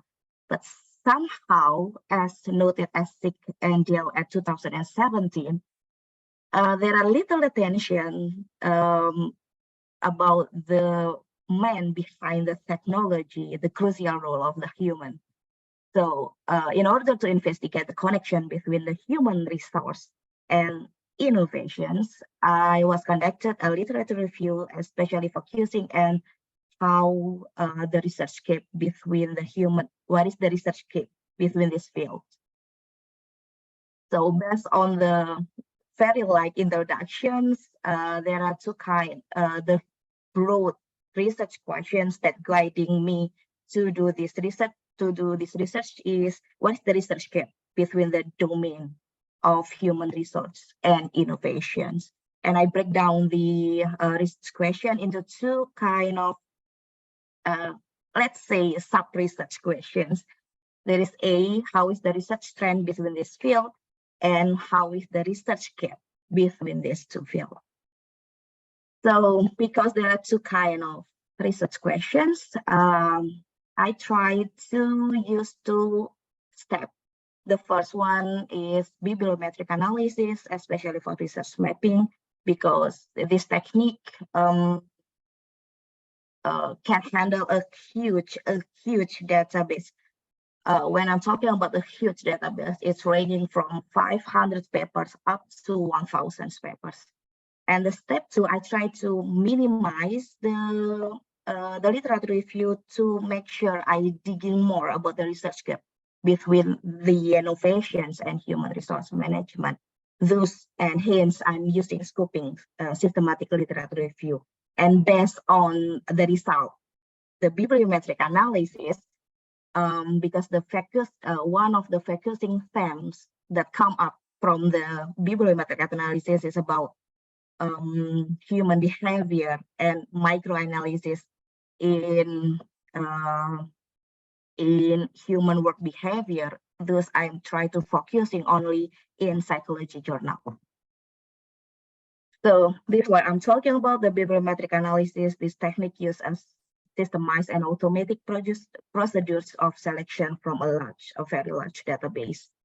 And it's actually a kind of emerging techniques to do the kind of literature review because of the digitalization things, this kind of analysis has become more popular nowadays. Because previously, when we don't know about the digitalizations of literature review, we only can handle around 100 to 200 literature review. But using this bibliometric analysis, we can handle as much as we can. So I'm using this inclusion criteria. I only use Scopus database in June 2023 and only focusing in business and psychology related topics. To maintain the quality of the papers, I only use 3-star from ASB journals and only use the English language because, well, I cannot speak any than Indonesian and English. So this is the final keyword from bibliometric search. I'm using human resource, human resource management, HR, HRM, IHRM, human resource performance, or any kind of possible term that could related with human resource. And the second term, of course, is the innovations, and this is the all of the ESSN for the 3-star, a minimal 3-star ASB journals. And as you can see, I only limit to the journals. I not including the conference papers, and only limit to language anything. So I'm using BibliShiny tools within the platform R. If some of you quite familiar with R, I'm using the bibliometrics packages developed by Ariel and Kukuro at 2017. So after I did the final course from bibliometric, I download the bib record that actually obtained from the Scopus database. And this package previously known for its capabilities for scientific mapping. So it can know the trend analysis and how to know the trend mapping of research from for specific field. And as I mentioned before, the dataset consisted of 321 papers, all of which were included in this analysis. And the table 1 provides the descriptions. So the time span is quite huge, from 1988 to 2023, and it's the sources from approximately 48 journals. And what is very interesting for me is the country's scientific production. So what very nice from the BibliShiny is I can see the UX, the result is quite good because you can see how many papers that actually produce in terms about the human resource and innovation from all over the world. And as you can see, most of the papers very only focusing in Western country, or we can say in where country, Western educated Republican, where we are and democratic country. As you can see, most of the papers only in American, European, UK, and Australian. Meanwhile, almost absence in Russia, almost absence in Africa and Indonesia also. So it's quite, I would say, it's a challenge us for researchers in Indonesia to try to fill this gap.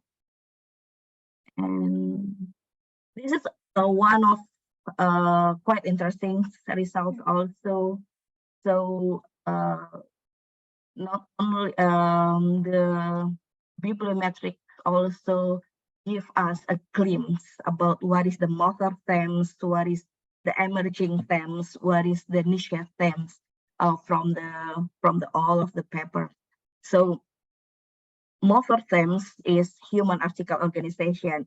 It simply tell you what is the most talking term from all of 321 papers.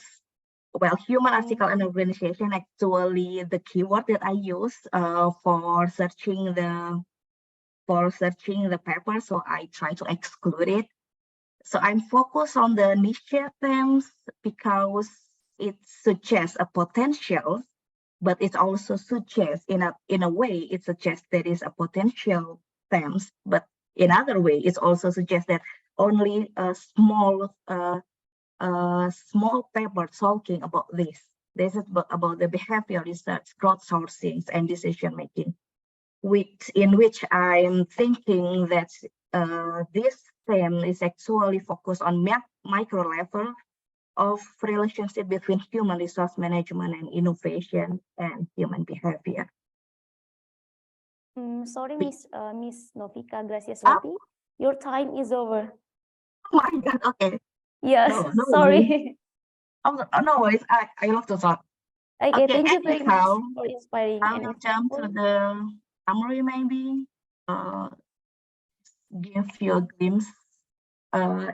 Informations about what is the research gaps, but we have limitation only focusing in one database and specific period for scoping literature reviews. Thank you. Thank you very much for inspiring, insightful presentation, Mrs. Novika. Is there any question?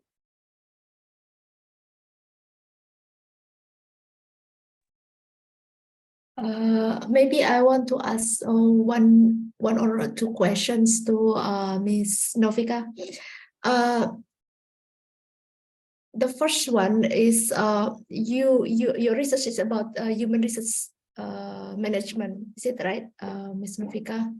So can you explain what's the relationship between your paper and the topic of this event, digitalization for economic development?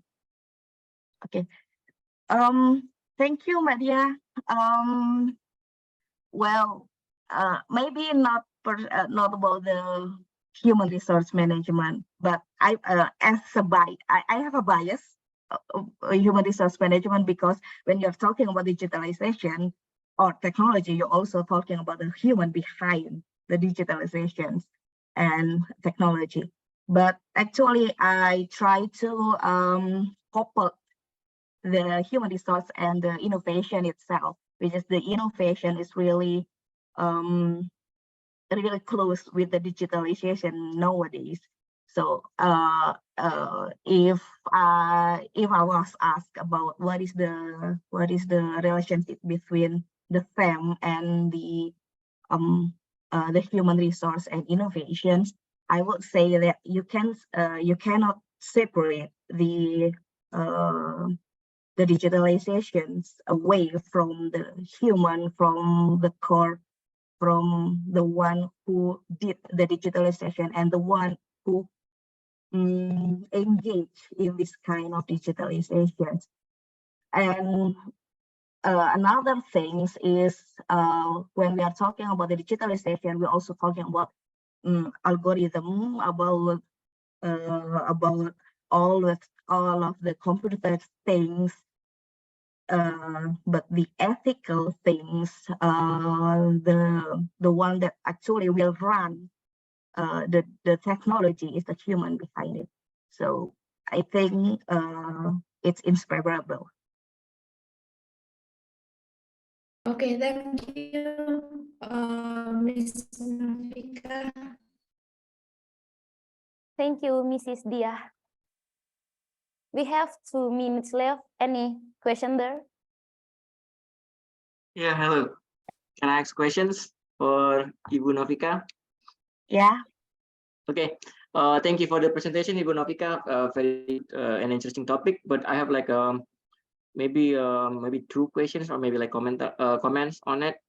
Why you limiting research only on English? Because if you like build the code in R or whatever in Python, you can also include like the other language besides English. Like that's why I think you get blank in Russia, and then you get like a lot of small research in Korea or Japan, but they actually have pretty unique human resource management, right?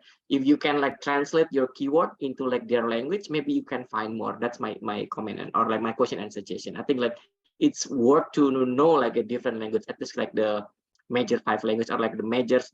You are in the human resource, I'm not, so maybe you're familiar which country actually really popular or like really dominating in terms of this research rather than only UK and USA. So maybe like you can like some keyword that in Russia or like keyword in Japanese or like Korea. That's like my question and also suggestions. And second one, like it's actually interesting because in econ, like in my side, like we used to know like who actually the root of this topic, right? Because it's always like that, like For example, talking about the macroeconomics is gonna be like Solo, and then everything is like derivation from Solo, like Solo student of Solo, and then they carry on. So if you can add like that identifications, actually who is actually starting this topic, and then you can see like there's actually relations between the first paper, second paper. So that's another additional, but I don't think it's necessary, but it's interesting if you can see like that. Thank you. Good job. Thank you. Thank you, Mas Windu. I would say it will become suggestions, because first of all, I don't know how to add the language others than English. That is the bias in the researcher actually. And the second one, I think it's very good a suggestion also. As I mentioned previously, this is the working paper. I try to make sure that I gain so many suggestions from all of you to make sure that I can produce a good paper later. Thank you, Mas Wisnu. Okay, the time is over. Thank you, Mrs. Novika and Mrs. Dia and Mr. Wisnu. Ladies and gentlemen, the next presentation, please welcome Mrs. Fitri Handayani from UGM. Thank you very much. I will share the screen.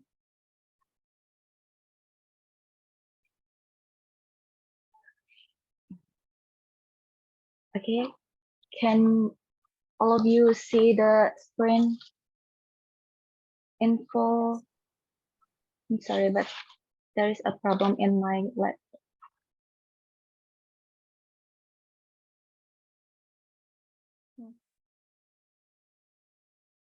Okay.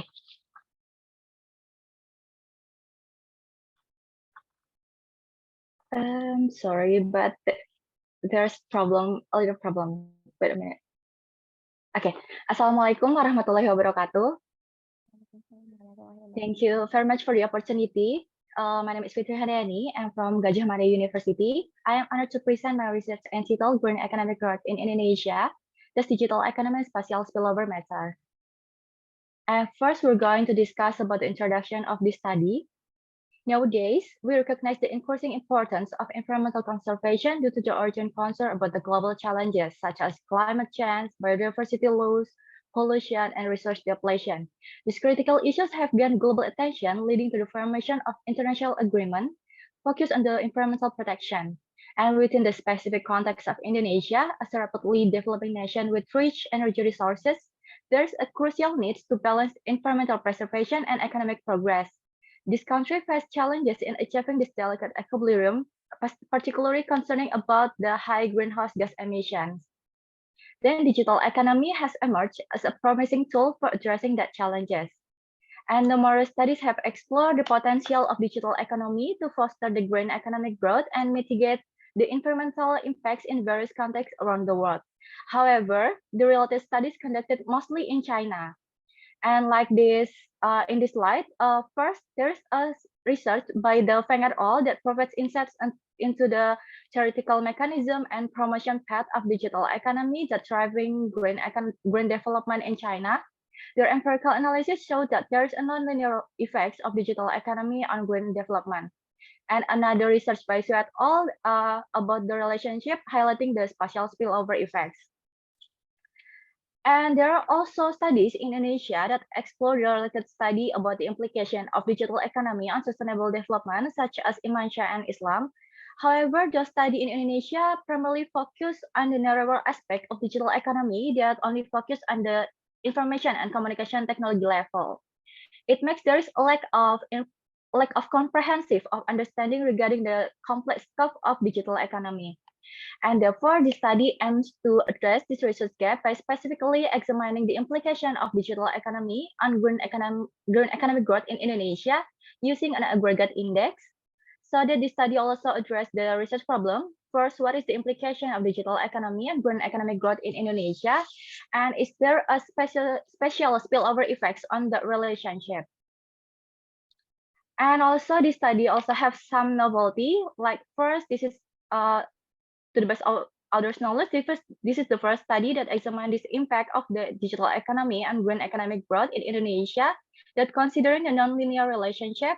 And also second, unlike most study that utilize principal component analysis, this study construct the index using the entropy weight method, that the entropy weight method has advantage to answer objective weights and also provides a comprehensive assessment of the indicator.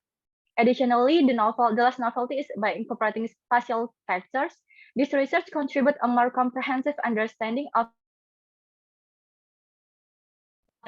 include in the relationship between digital economy and green economic growth in Indonesia. Also, this paper have several contributions. Like first, it provides empirical evidence about the economic growth and digital economy, and it is offering the valuable insight for policymakers, businesses, and stakeholders. Also, it can addresses the critical research gap by investigating the deeper understanding about those relationship that considering about the spatial effects and potential of nonlinear relationship. And also the study using dummy COVID-19 as a control variable, and it's shedding the light on post-pandemic challenges and opportunity for sustainable development. And this is about the literature review, but I will skip the literature review. It is about the mechanism of the relationship because the limitation of the time. I will skip to the methodology. And the study using the panel data with 34 provinces for cross-section and time series data for from 2018 to 22.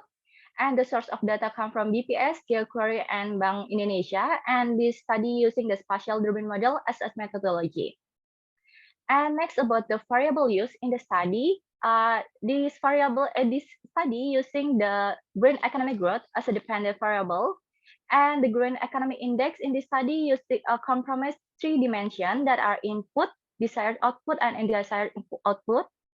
And then next, the key explanatory variables in this study using the digital economy index that consists of 4 dimensions: digital infrastructure, digital use, digital skill, and economic technological foundation. And to build the index of digital economy and green economic growth, the study using the entropy weight method that the steps can be seen in this slide.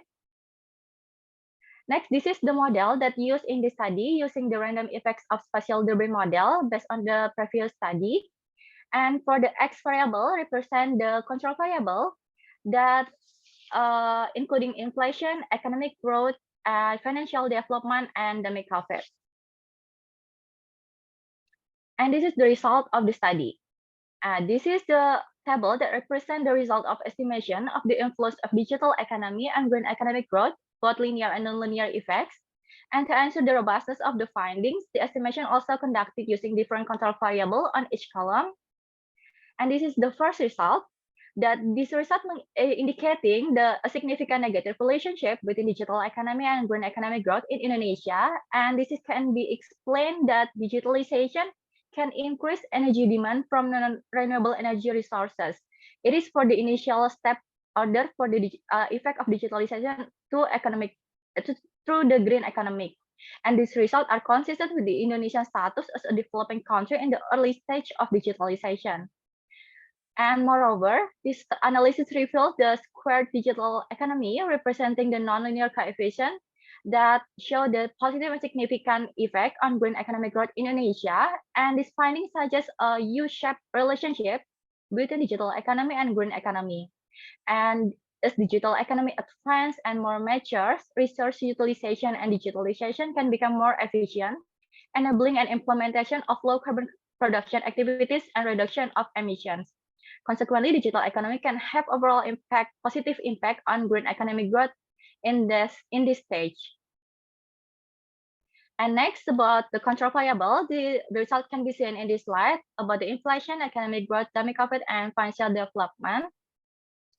And the spatial effects. Next, the spatial effects can be seen from the coefficient of rho value. Rho value is a positive significant coefficient that indicating the presence of the spatial effects of green economic growth. And this suggests the development of green economy in one province can have a positive influence on the green economy in neighboring provinces. Therefore, the impact of green economic growth is not limited to the local effects, but also extend to the surrounding areas, reflecting the interdependence of environmental economic factors. And this is the other variables that we can see about the spillover effects and the impact of digital economy, both direct and indirect, of green economy is statistically significant negative. And this implies that negative consequence of digital economy on green economic growth not only limited to the local effects, but also extend to the spatial spillover effects from geographical provinces. And also the non-linear effects of the digital economy are evidenced the spatial spillover effects that we can see to the indirect effects. This can highlight the importance of coordinating regulation for digital economy development in surrounding areas to ensure the high quality local government to have a collaborating coordination with other provinces. Also, the study using do the robustness checks, first using the alternative spatial weights using the Euclidean distance method, that before using the Queen contiguity, and second using the alternative spatial method, that the spatial autoregressive model, and the result of the two robustness checks is consistent. So the benchmark model can be concluded that it is robust. And last, the conclusion of this study. The study have the goals or the aims to examine the impact of digital economy on green economic growth in Indonesia, and also explore the spatial dynamics of the relationship and nonlinear relationship. And the finding reveals a U-shaped trends in the relationship that indicating digitalization initially has a negative impact on the green economic growth. However, as digitalization progresses or in the next step order, a positive effects emerge, and as evidence of the positive coefficient of the nonlinear relationship of digitalization. And this is related to the step order effect that in the early use of digitalization, it leads to increased pollution and waste, negatively impacting the environment. However, through the optimizing the role of the digital technologies in energy efficiency, it can drive the green economy to more increase. And additionally, empirical results also indicate the green economy of one province influence the improvement of green economy in other provinces. And this influence extends not only for the local digital economy, but also from the digital economy in surrounding areas. And it highlights the spatial spillover effects of this study. And the recommendation based on the result of the study, first, to achieve the goal to green economic growth, stakeholders should prioritize the development of digital economy and optimize the economic resources and structures, and also support the low carbon development. And also policymakers has to establish a well-organized regulatory framework and government guidance that stimulates technological innovation and establish a foundation for a more mature digitalization. Additionally, investment also needed in the digital economy, both direct and indirect, should be promoted. And the last about the confirmation of spatial spillover effects in this study, the regulators should consider not only local environmental, but also digitalization effects, and also collaborate with neighboring provincial regulators in implementing coordinated environmental policies. And this coordination is essential and to optimize the development of the green economy. Thank you very much for the opportunity. Wassalamualaikum warahmatullahi wabarakatuh. Waalaikumsalam warahmatullahi wabarakatuh. Thank you very much for inspiring and insightful presentations, Mrs. Fitri Handayani. Is there any question for Mrs. Fitri Handayani? Putri, want to start? Can I ask? Okay, thank you, Pak Wisnu. Yes. Okay, Mbak Fitri, I think this is very good research, and you claim in your writings that this is the first research in the area, especially in Indonesia, right? So here I have questions. Since you skipped the literature review, so I ask, how do you connect between green economy and digital economy?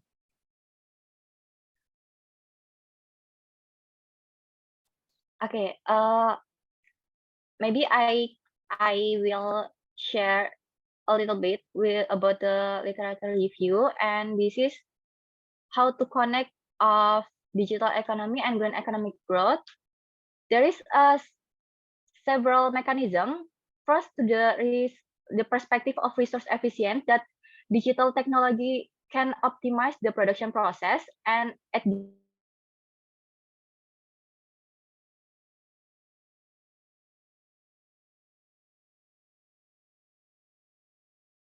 technology have innovation that focus on the green development, it can boost the green economic growth. And the last about the sustainable consumption pattern, when the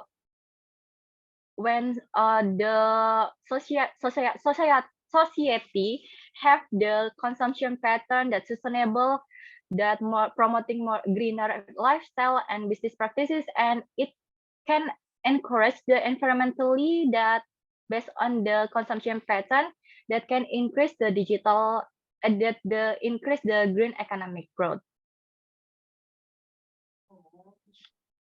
Okay, thank you, Mbak Fitri. The next question is, in your research, you also explore the nonlinear effect, right? The nonlinear effect. So, the nonlinear effect of the digital economy or the U-shaped effect.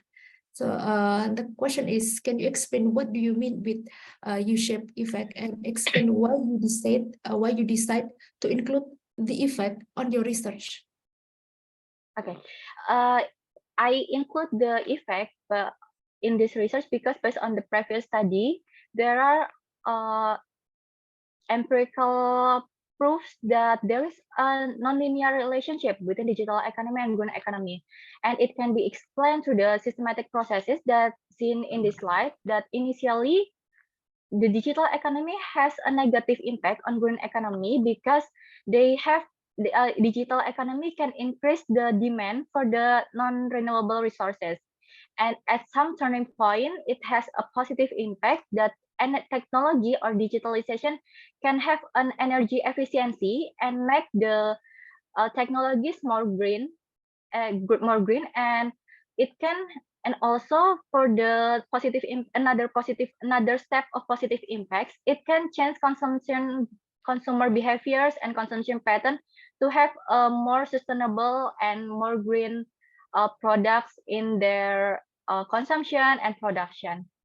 So there is a turning point of the relationship.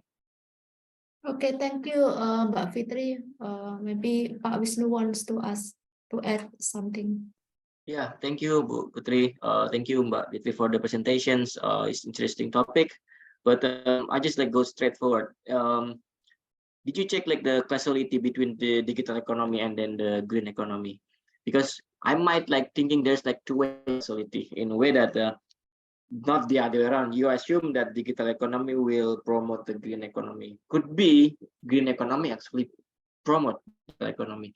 So maybe you want to check the causality both ways, and then the second comments or the second question will be everything in digital economy actually sustainable. So what you want to focus is actually separate the digital green economy and then just regular digital economy, because when you do a digital green economy, then you actually showing the proof that digital economy actually promoting green economy. And regarding the questions also from Bu Putri, I was wondering for student, if you know the shape is gonna be U-shape, why still insist using linear relations? Why not using non-parametric one, which is more fitting to your model? So that's my suggestion and comment, I guess. Thank you.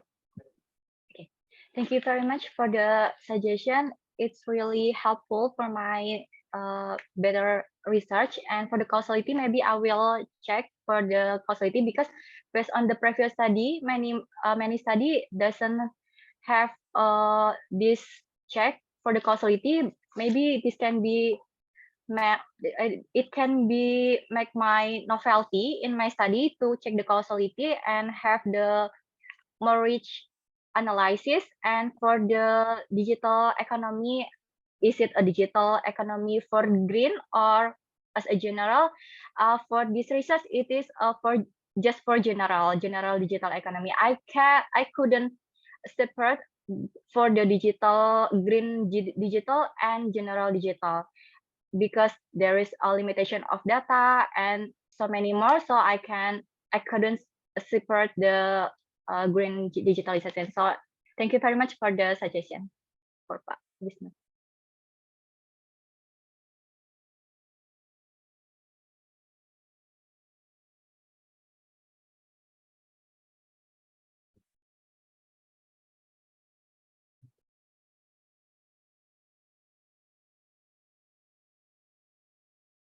Okay, thank you very much for Mrs. Nanda Restu Febriana and the reviewers, Mrs. Dia and Mr. Wisnu.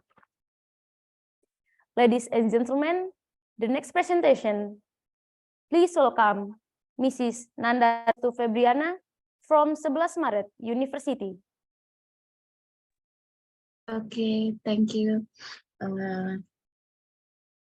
Share screen.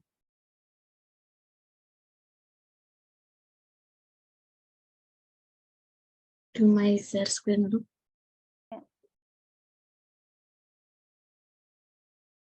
Okay. Before starting the presentation, let me apologize if my language is wrong, because the first time I presentation with English language. Introduce, my name is Nanda. I'm a student of Master of Development Economy at 11 Maret University. Today, let me present the result of my research paper with my lecture, Pak Mulyanto, entitled Sustainable Development Goals, SDGs, and Analysis of Factor of Child Welfare in Indonesia. The first I discussed the introduction, where there is introduction of the backgrounds, objective, and research gap, then the literature review, research method, result and discussion, conclusion, and recommendation. The background of the research include of the first is international research initiative. Child welfare is crucial aspect of initiative of the Indonesia International Research Initiative as UNICEF initiative report. The Children's Society Childhood reports have contributed to understanding child well-being by considering by social capital and social economy. In Indonesia, child welfare is defined as the order in the children's life that ensure their natural growth and good development with entitlement to care, guidance, protection. Parental education is a significant factor in child welfare, and with higher levels of schooling, possibility in income, children well-being, and additional income. And the two as sustainable development goals. The sustainable goals are one, the international agenda set national improve the well-being of the equal economy, health, society, and social relations, such as access to essential service, including the fundamental right of children. The basic right of children need to be considered because they are the successors of sustainable development goals, and the fundamental right of children cannot be ignored. The fulfillment of children's fundamental social economic condition of their parents' communication, the social economic condition of parents are highly related of the role of the government and available of information, knowledge, and facility that can support the realization of children welfare in supporting sustainable development. And the third is the number of violence of Indonesia is increased yearly, and violence against children is year dominant. The violence itself, leading more than 50% of the total case.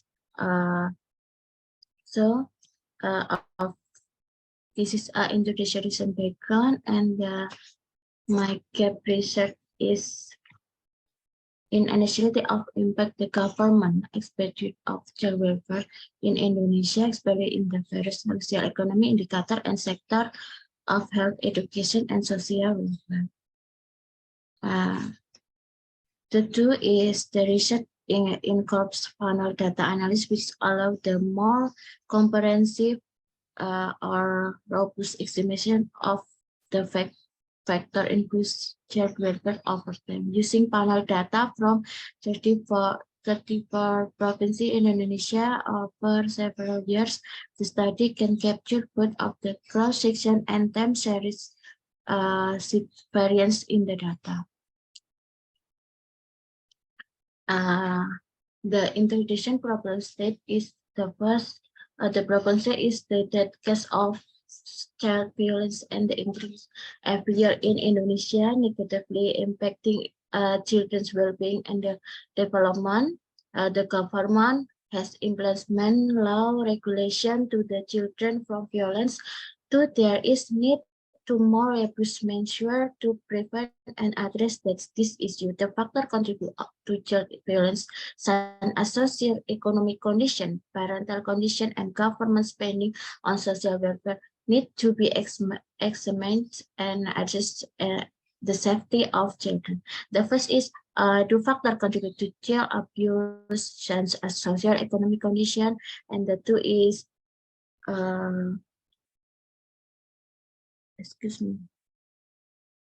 the two is what are the characters of the child factor affecting child welfare in Indonesia. Research objective this study aims to examine two factors contribute to child violence in Indonesia, including social economic condition, parental education, government spending on social welfare, to propose practical measures for preventing and addressing this issue and ensuring the welfare and safety of children. My literature review, the first research of Nasrin Darissa showed that child welfare is influenced by per capita income and distributed literature rate, socio-economic conflict, and military conflict. Collective, this factor affect the child health. The two papers Irsalani research in 2040, they are states that per capita income directly affect children health and nutrition, annual per capita income growth increase child benefit when per capita income increase and the children needs are met, so children's welfare increase. According to Sukina research in 2006, income distribution in an essential factor society welfare. This is ranked by the Lisa research in 2002 that children are part of society. Income distribution affect child welfare. The higher the income distribution in area, the lower achieve were in that area. Therefore, according to Aropa Ivana, in her research, higher parental education, lower teachers' hours will increase the children welfare knowledge and education and opportunity to attend school. Teaching hours will improve children welfare, income, children knowledge and education, and provide opportunity for children at attached school. The method data is quantitative data, secondary data, and panel. The variable is dependent is shared welfare. This variable we sort ICA, and independent is per capita income distribution, years of schooling, government spending of health, education sector, and welfare sector. Research and discussion. This is the data used in this 4 years panels from 2018 to 2021 in 34 provinces in Indonesia. The approach used in panel data regression, the model used in this is, this is IKA explain child welfare, and PPK explain per capita income. GP is explain income distribution. HLS is explain expected years of schooling. CAS is explain for government spending in the health sector.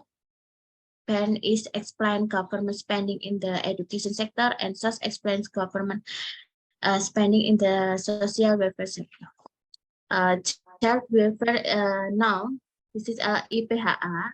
IPHA is a 4 cluster. This is the data was obtained from the Ministry of Women's Empowerment and Child Protection. Per capita income, this is data from BPS. Use 2018 and to 2021 in 34 provinces. This is the average income of country population and indicator seen from GRDP per capita GDP per capita in thousand rupees. Income distribution is meaning the inequality that occur in the income received between individuals in the household using the BPS mentioned mainly Gini ratio, measured using index 0 to 1 index. Data comes from BPS. Expand year of schooling. This is an indicator is used determine the condition of the development of the education system. The lack of schooling is 1 year with the index according to gender and data option for BPS. Government spending on health specific funds are used to realize the government particular budget in the health sector with the units of 1,000 rupiah. This data was obtained from Ministry of Finance in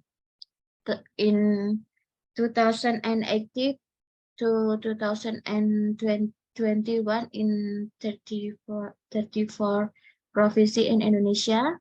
Government expenditure in the education sector. Specific funds are used the realization to government particular budget in the education sector with the units of 1,000 rupiah. This data was obtained from the Ministry of Finance in 34 provinces in Indonesia, and the spending in the social welfare sector. Specific funds are used the realization the government particular budget in the social welfare sector with units of 1,000 rupiah. And the result, so the estimation result, the analysis factor affecting welfare in Indonesia, the most accurate model after undergone the cost test, chow test, and Hausmann test. A good model is obtained with RAM, is random effect model. And this is it's data 17. The following equal result is IKA is we saw, and per capita income a positive effect child worth or IKA with a coefficient of 44.858. This illustration that if per capita income increased by 100, child work will increase by 4.858. At the same time, Rob showed a figure of 0.008, which means that the per capita or PPK, yes, a significant effect child wealth with IKA. The income distribution PP figure of 0.085 in the pay value is 37.253 in the coefficient figure, means the every 5% equally income distributed has a significant negative effect of child worth, which will reduce the 250 index. Expect the years of school HLS is significant positive impact of child welfare Indonesia. If a parent spend on your lunch longer in the school, it will increase the child welfare index by 5.274. Government spending in the health sector or case positively affect with ICA, we can see the number is 2.745. The illustration that the increased government spending in the health sector, it will increase child welfare by 2.475 index. Government spending in the education sector, PED, has positive and significant effect of the ICA. In this case, it shows the same thing, namely that if there increase in the government spending in the education sector by 100,000, there will be increase in child welfare by 0.99 and 8 indicate mainly government spending of the social welfare SOS source help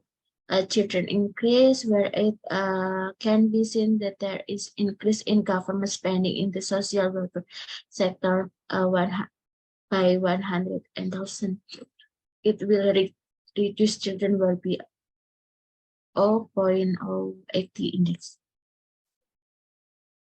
The conclusion and the recommendation. The following conclusion can be drawn: per capita income positive and significant effect with child welfare, income distribution hard child welfare. I expect year of schooling have a positive and significant effect of the child welfare. Government spending on health positive effect with child welfare. Government spending of education a positive but insignificant effect on child welfare.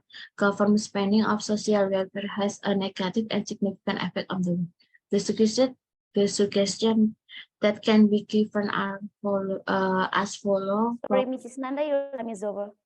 Oh, thank you. I'm sorry. Okay, thank you. Thank you very much for inspiring Yeah. and insightful presentations, Mrs. Nanda. Will we continue to question? Maybe Pak Putri. Pak Wisnu first, because this is your topics, really your topics.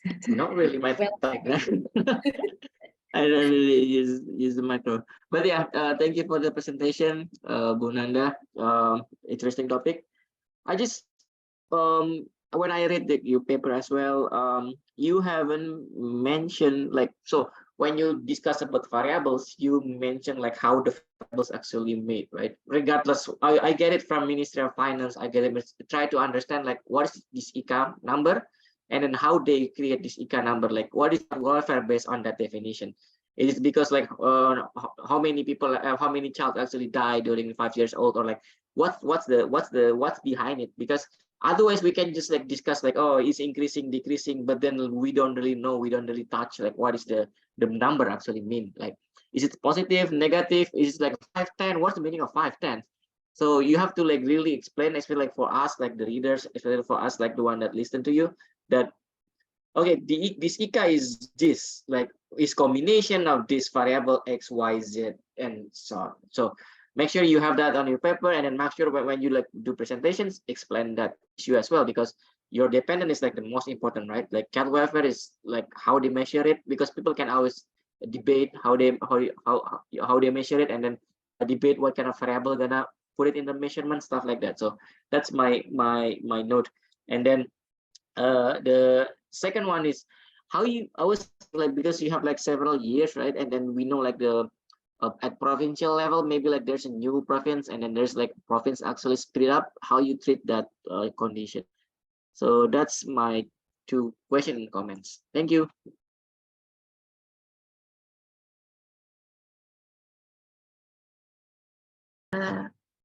Okay, thank you, Mr. Wisnu. Thank you for the input of my research. This will be another future.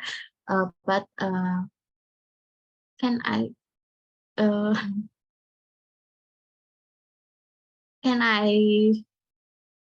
answer with Indonesian language? I don't mind personally, but you should ask the committee. But yeah, answer it as you're comfortable with.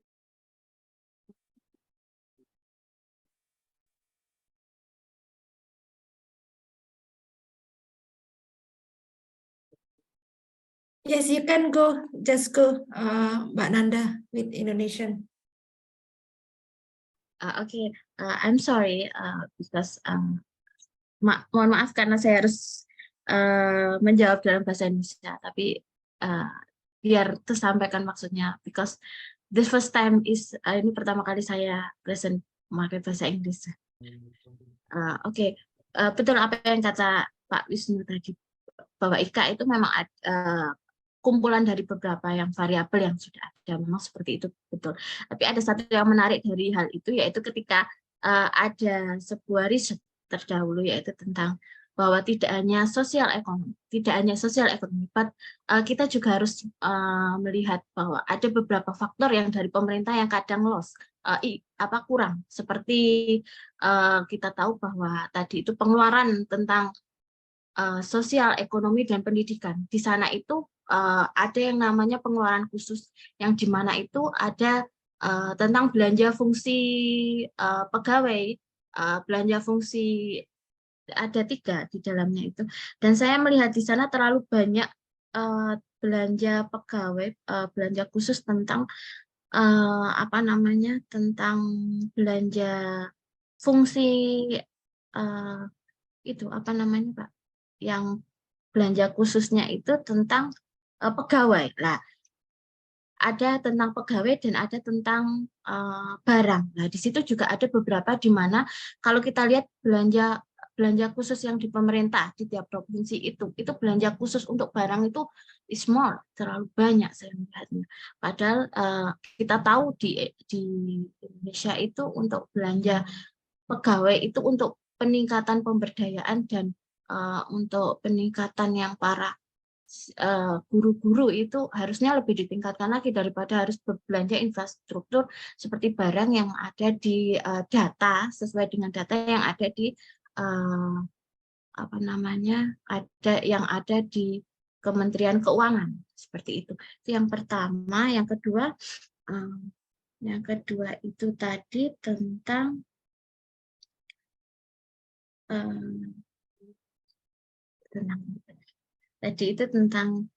maka dari itu di IKA itu tadi memang sebenarnya sudah ada beberapa faktor-faktor dependen yang ada di dalam IKA itu sendiri, tapi masih ada yang harus diperdalam tentang itu tadi, belanja khusus yang ada di pemerintah. Kalau saya melihatnya seperti itu. Jadi dari literatur review yang terdahulu itu makanya ada beberapa independen saat itu dengan beberapa literatur review yang pernah ada seperti itu. Terus mungkin itu Pak dari saya. Okay, thank you. Bu Putri, go ahead. Okay, thank you, Pak Wisnu. Thank you, Mbak Nana, for your presentation.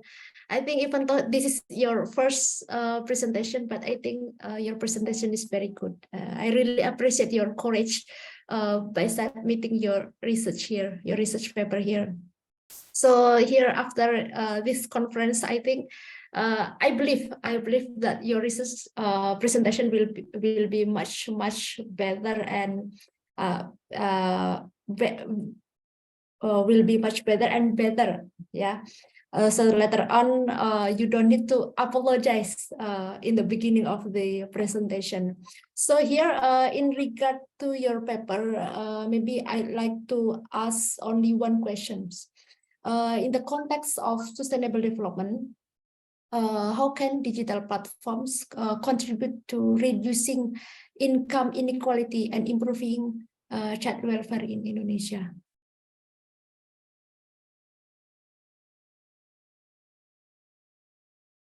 Oke, I'm so sorry, tapi saya mau menjawab pakai bahasa Indonesia lagi, Bu.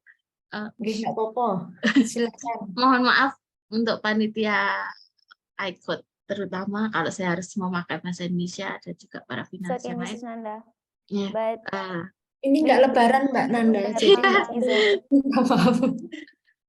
Oke. Memang betul kalau ternyata untuk platform itu memang Sorry, Mrs. Nanda, the time is over. Oke, I'm sorry Bu Dia, but nanti akan saya cari jawabannya, kalau bisa nanti akan saya japri Bu. I'm so Oke, sorry. terima kasih Mbak Nanda. Sorry, Miss Dia. Thank you very much for Mrs. Nanda. The next presentation, please welcome Mr. Fajar Chaniago and partners from Bandung Institute of Technology.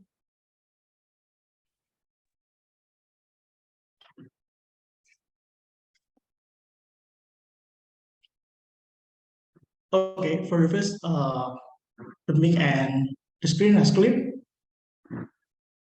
Yes. Okay, thank you for the time and the opportunity given. Our honors to be able to share about how to empower micro, small, and medium enterprises to fintech for growing business on the IGetCode2023 International Graduate Student Conference on Economic Development held by FEB Gadjah Mada University.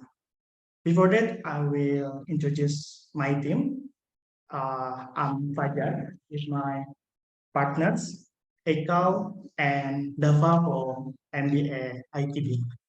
So for the first one, from the figure on the left side, we know that economic activity will happen when there is demand and supply. In monitoring the economic condition of a country, it can be measured through GDP data. GDP data measurement can use the calculation GDP, consumption, investment, government spending, and net export or export minus import. Currently, MSME are the largest contributor to increase in the GDP with 61.4%. In addition to increased GDP, MSME also affect employee absorption, investment absorption, and total export. And for the next, MSME are the largest contributor to GDP because Indonesia has the largest number of MSME in ASEAN, totaling 65.4 million. This is inseparable from the challenge and obstacle faced, especially from the digital aspect. As can be noted in digital engagement chart by the business scale, the MSME that have the lowest level of digital participation are micro business is 58%. Micro businesses receive revenues of less than 300 million rupiah, which is caused by the fact that many micro businesses are located in remote location and lack access to the internet. Overall, 36% of SME are still conventional or offline. 37% are basic, and 27% are optimized or advanced in the use of technology. For the next, to the response to the challenge faced by MSME as the largest contributor to GDP, fintech services are important in increasing the value of consumption and investment. On the consumption aspect, nowadays we as a consumer are easy with our variety of payment method as QR or e-wallet. Consumers are also easy to various access to funding, such as pay later. And in addition, MSME are easy by QR, which increase customer acquisition rates and point of sales, which help record business transaction. From the investment aspect, businesses are easy to with access funding to increase the level of production, and insurtech that increase the level of risk management. In the end, several benefits have an impact on effectiveness, efficiency, convenience, security, accessibility, and accuracy. This is also supported by a literature review based on the metadata. Okay, for next, even though the role of fintech appears ideal for assisting the growth of MSME in increasing GDP based on previous explanation and AFTEC data or Asosiasi Fintech Indonesia on 2020, there are several aspects that should be considered. For the first, the problem of MSME differ across of the categories micro, small, and medium. They have a different problem. And for the second, the implementation of fintech within MSME is not evenly distributed due to difficulties in access, identification of business problem in digital aspect, mistrust of the new technology, and forced sales from providers, resulting in mismatched fintech solution. And the last or the third, fintech providers are to focus on solution rather than the problem faced by MSME. So I think we must to start with love the problem, not jump to the solution. Therefore, field observation we are conduct under current condition with the goals of identifying the problem faced by each category of MSME. Recording in progress. Field observation we conduct randomly on various MSME with the different condition for each category in accordance with the provincial law number 20/28, telling 15 with the food and beverage category with sustained requirement. Two, thematic analysis, the current problem faced by MSME, each category were obtained. For the example, in micro business, the issue that often occurred are the lack of access and knowledge of fintech and data reporting. And data reporting is the most problem in micro business. For the small business, have issue with settlement terms and the type of capital are not in line with their requirement. And last, for medium-sized business, there are issues with customization. The medium business want to customize the services and want to integration system. For next, based on the problem found, there is need for development related to digital payment, as well as more digital related news and information so that micro enterprises can gain more access. Problem that often occur in small enterprises are not much different from the problem that occur in micro enterprises. But knowledge come from lack understanding and access, but in the managerial use of digital payment. But rather in the managerial use the digital payment. Therefore, development and information related to the use of fintech can be very helpful in business development.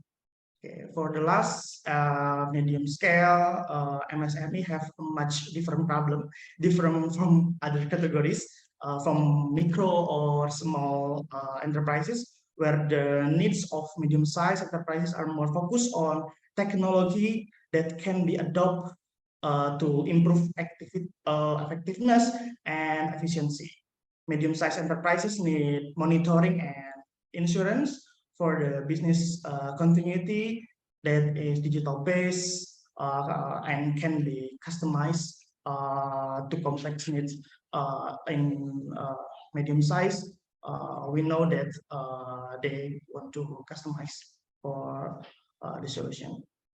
And for the last need, that is the conclusion, fintech services that are suitable for the specific needs of MSME based on user-centric from various categories will have an impact on economic growth or GDP with GDP measurement for employment and investment absorption.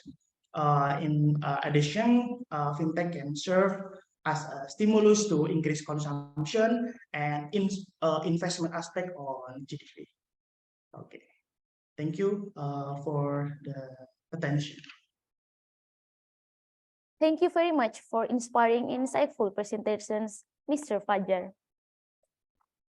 We'll continue to questions.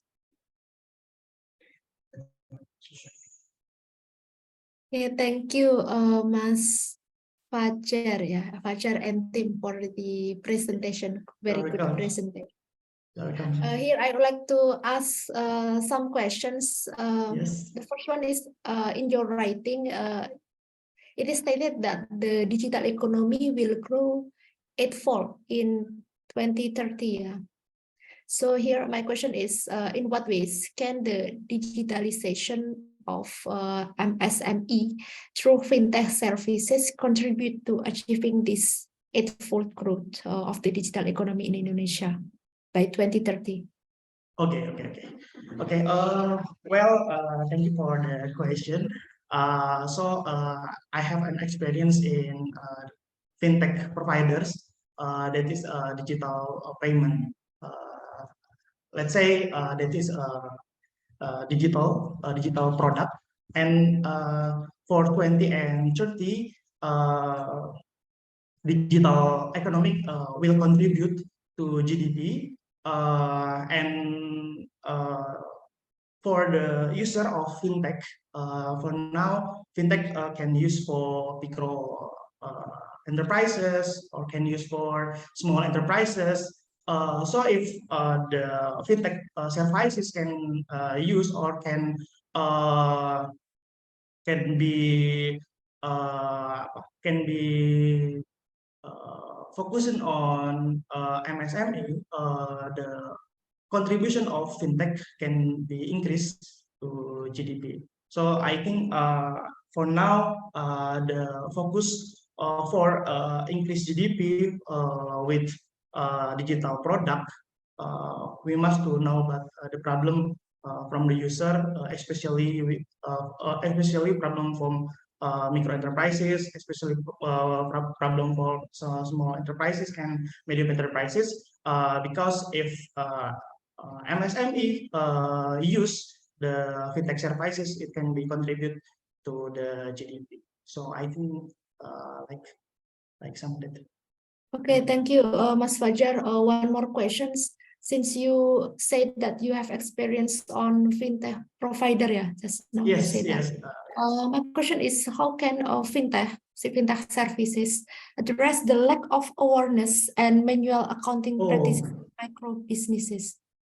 Okay. For the first, that is the big problem. Now the enterprises have a lack of awareness in technology, in digital product, so they cannot to grow or they cannot to be a big business. So that is the big problem. So for the first thing, we must to increase the awareness, increase the inclusion, increase the whatever for the increase the awareness in use of fintech services, because the product of fintech is more helpful for MSME, but the user or the MSME lack of knowledge about the benefit if they use the product. So that is the problem. So I think for the first, if we want to grow in GDP, if we want to grow in economic, the iteration or inclusion in knowledge of digital product must be increased. And for the activity, we must to guide other party like government, businesses, community, or others. They can help us to increase the knowledge about the digital product. So I think so. Okay, thank you, Mas Fajar. Okay, you are welcome, Miss Diapetri. Mas Fajar, yes. Thank you for the presentation. Very good and interesting topic. I just gonna have like I think 2 or 3 question and comment. The first Okay. one is maybe you wanna more than first viewer to see the relation between digital economy and then Yes. also the right. So you already have the model, and then you can like just play around with the model instead like and ending your analysis on first viewer. So that's Yes. my first comment, right? Because when you have that analysis, you get the backup with the fact of the data, then you Yes. can say your conclusion actually this is correct, not only because of descriptive statistic. Okay. So Okay. Thank deeper you. analysis. Yep. And then the second one, maybe you want to include I don't know, one subsection about ethics, because like you take a look right now, like so many startups, so many like a technological company, they have like data leak, right? I've been like, I don't know, changing many credit cards because of this leak in Indonesia. So you wanna like this is good for the economy, but with some guidelines, ethics, and then like another issue in ethics, maybe like for like online lending, right? So many Yes. is like become bad credit because they're lending like whoever, and then they use like to travel, they use it for consumption, and then they cannot be paid. So yeah, right. And as a startup, maybe you wanna think like, oh, this is good, but then not that good if you only like lending for everyone and make everybody actually become has a bad credit. So maybe like just one small 2 paragraph like about ethics that is good in a way, but then ethics should be like maintain integrity of the company. For example, like they want to like reach out to customer as possible, but then they have to make sure like they don't like create a bad credit on that. Okay. Okay. Thank you for the question and the insight, Mr. Wisnu. And for the first, Fajar, Dava, and Aikal use first viewer to see the trend of fintech nowadays, like what and how to first year. Same like Air Studio, like Ms. Novika say this software for know the literature review in global or like what we want to see. And for the first, we use Fossil to see the trend, and next we validate with the observation field observation to the MSNE to know what the real problem in there. So we must to see the real problem, and we believe that if we know the real problem and we give a fit solution for the MSME, we can help to contribution for GDP, contribution to employment observation and investment observation. So that is the first thing what we can do to contribute to economic growth. So I think like I can Mr. Wisnu. Thank you for the insight. You're welcome. Good job. Okay, thank you. Thank you very much, Mr. Fajar Saniago and partners. Ladies and gentlemen, the next presentation, please welcome Mr. Kalibo Tito Nur Ihsan from Bandung Institute of Technology.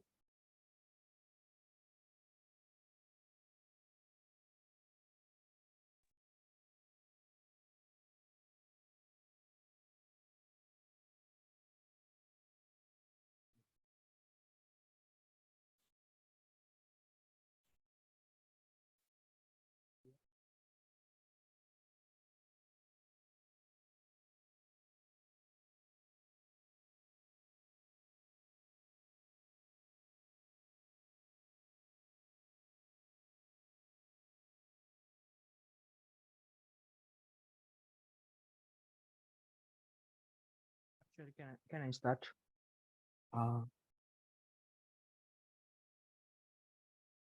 Yes, ma'am.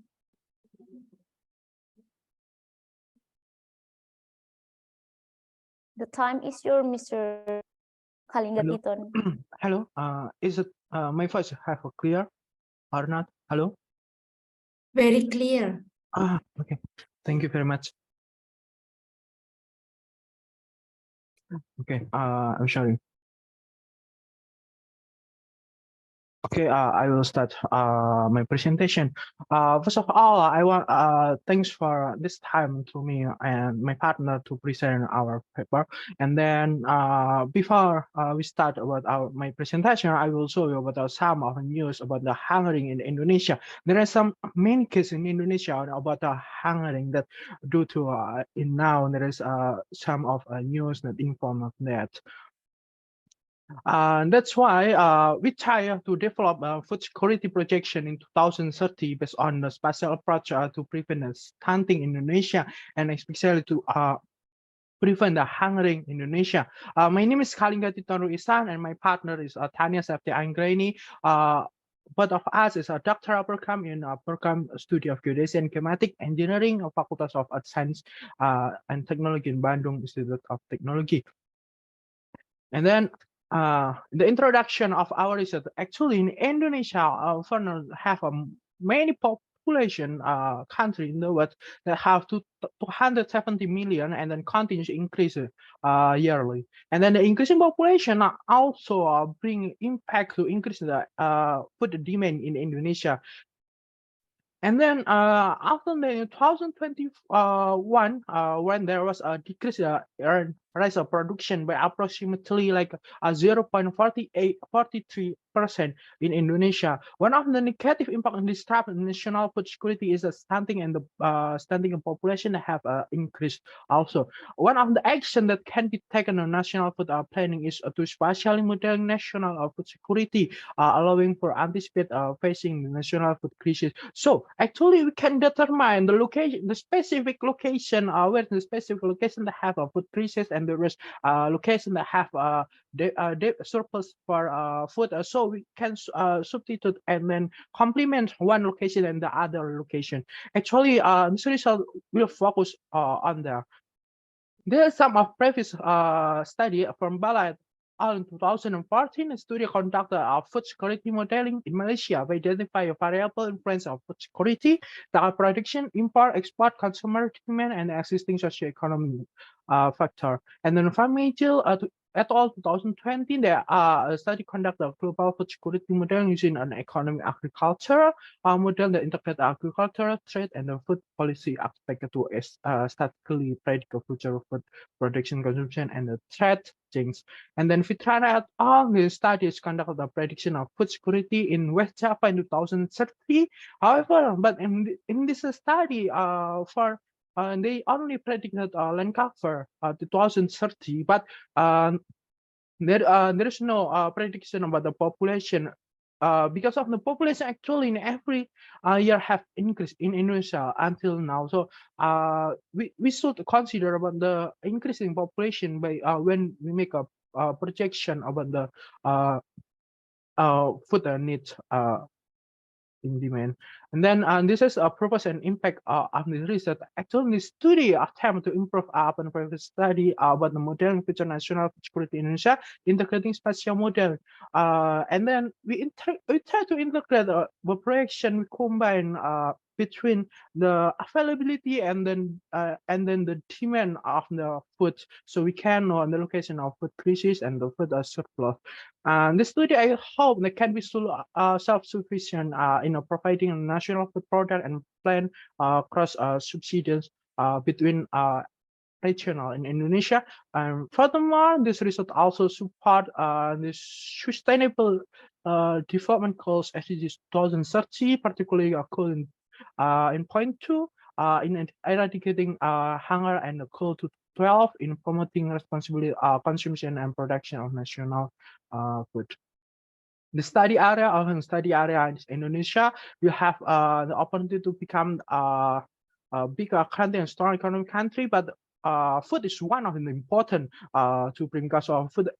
Food is our energy to support us to be a good country. One of the also when we have like a demographic bonus in 2045, we also need food often there. So we should make sure that we can protect our food and make sure we enough with our food store for now. And then this is the data that we use. We use land cover data for 2012 and until 2020. And then we have a population for World Cup with 2000 and 2021 in every hectare. So we play in every hectare to predict the population in 2030. And then rice productivity from BPS with 2018 until 2022. And then the administrative boundary of province in Indonesia. This is our method. Because of my time is very short, I only just tell you about this method by this graph. Actually, we combine spatial about the availability by land cover and productivity with integrate with food demand by projection of population data. Land cover data we try to project using 2006 and 2012 and using a CAN modeling for prediction the land cover. And then after that we have like predicting 2018. We try to validate the land cover from 2018 with the land cover 2018 existing, and we have a validation. And if the accuracy is more than 80%, we can go to the next prediction 2030 and 2024 and 2030.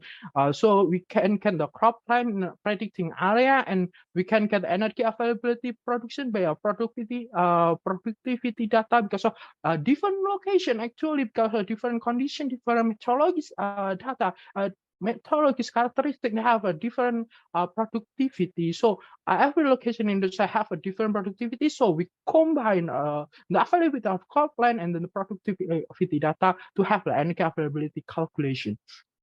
And then after that, we use the population data by population predicting modeling. And population predicting modeling we use a linear regression. Actually, we use a linear regression because of actually some of BPS method in Indonesia also use a linear regression. So we try to make a linear regression with assume that every year have a same things to increase or decrease. And then we have a population, and then we can get the population 2030, and then we get the energy consumption calculation with availability consumption, and then and the energy consumption we integrate, and then we get the food security modeling. We had there's a location, the surplus and location that will deficit for food. This is our result. This is a land cover prediction and food productivity. And there's agricultural land cover from 2006 until 2030 that we have like a highest decline occurred in 2006 until 2012, and 2018 and 2024 reaching a 7.67% and 6.25%. Now this is the distribution, the spatial distribution of the cropland in Indonesia. Almost condition cropland is still in the Java Island, and then some of it in Sumatra, and then there's Sulawesi and Kalimantan. This is still pesticide land cover prediction and food productivity. This is rice productivity in Indonesia for 299 ton per kilometer square, and then 597 ton kilometer square, and this is average of the rice productivity in Indonesia, and the highest value is still in Java Island, especially in province Bali, West Java, Central Java, and East Java. The lowest productivity is found West Kalimantan, Riau, Central Kalimantan, Bangka Belitung, and then North Kalimantan. The low productivity in Kalimantan and some part of Sumatra region is due to the prevalence of peatland, so it's not suitable for agricultural purpose. And this is land cover prediction and food productivity. It's time series data. It's a cropland. We can know the cropland every year always decrease, and then it's make the total availability of food is also decrease because of then the location for production is decreased, so the availability also will decrease. And then there's some province with the highest crop plan, and the province with the highest decrease in crop plan. And then from the highest chicken food occurred between 2006 until 2012 and 2018 2024, reaching a 7%. This is a population production and national food consumption, and the prediction result was the population in Indonesia every year has increased. Actually, some the population have increased, and then the population highest increasing of population in 2006 until 2012 when it reached like a 10.5%. If you remember that, in this time also the productivity and the number of cropland have decreased. That's why it happened because of the higher population that can make push the location to be a settlement from like the other land cover classification. So sometimes a cropland changed to the settlement because of there is so many population often there. And then the loss increase occurred in 2024 to 2030, only 5%. The increase in population also impact the increasing the amount of the food consumption in Indonesia. Actually, now with the highest food consumption in Indonesia in 2030 is West Java, East Java, and Central Java. And then this is national food security prediction with using location. We can determine where is the location deficit by calculate from availability and then demand, and then we can get an increase in positive value some location like a Kalimantan. And then in some province experience decline like food security, they can later products in shipping food product from other region. Indonesia province with the most food surplus is Java in Java Island, Central Java, West Java.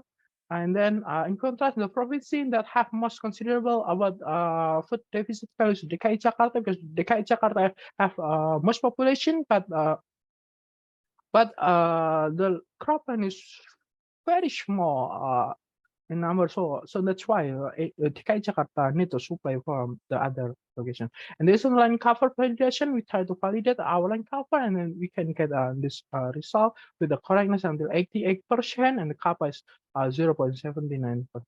And then this comparison of food security result and prevalence of indicate food consumption in Indonesia, we can get the result. The relation between the model value and the level of hunger was negative. So actually, when the food security is high, the hunger percentage will low, and the correlation value is around negative 60% from the location.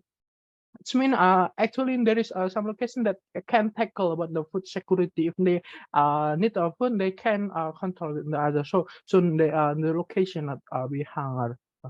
And then this is a limitation on this future possible direction. This low resolution data actually to detect cropland is 500 meter.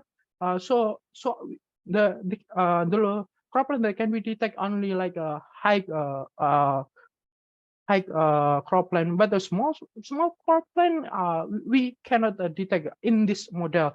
And then the disease making predictor still does not consider current event because it's only reviewing based on historical data. So if now the capital city Indonesia changed to Kalimantan, we can still consider about that. Even in that situation, maybe they have like increasing in the high demand of food in the Nusantara for our new capital city. But from historical data, that event we can record and we cannot to consider in this model. There need to be a review existing policy in making predictor catching the capital city. And then this result can be improved by conducting an analysis using more detailed data with a higher resolution, so we can detect a more detail about the cropland and then the population. After knowing the location of food storage, food distribution channel can be planned in Indonesia, whereas location and then there can supply to the other location. This is a conclusion. Every year there is a decrease in agricultural land area that make the food availability also decrease. And then the increasing of food availability inversely proportional to the increasing population each year. And distributed national food security will lead to various negative consequences, including the prevalence stunting in the population. And throughout the study, it can be concluded a certain region require extra attention to prevent the negative impact of the food security. It's hoped that the region will receive intervention. Sorry, Mr. Kalinga, your time is over. Okay, thank you very much. I think that's all.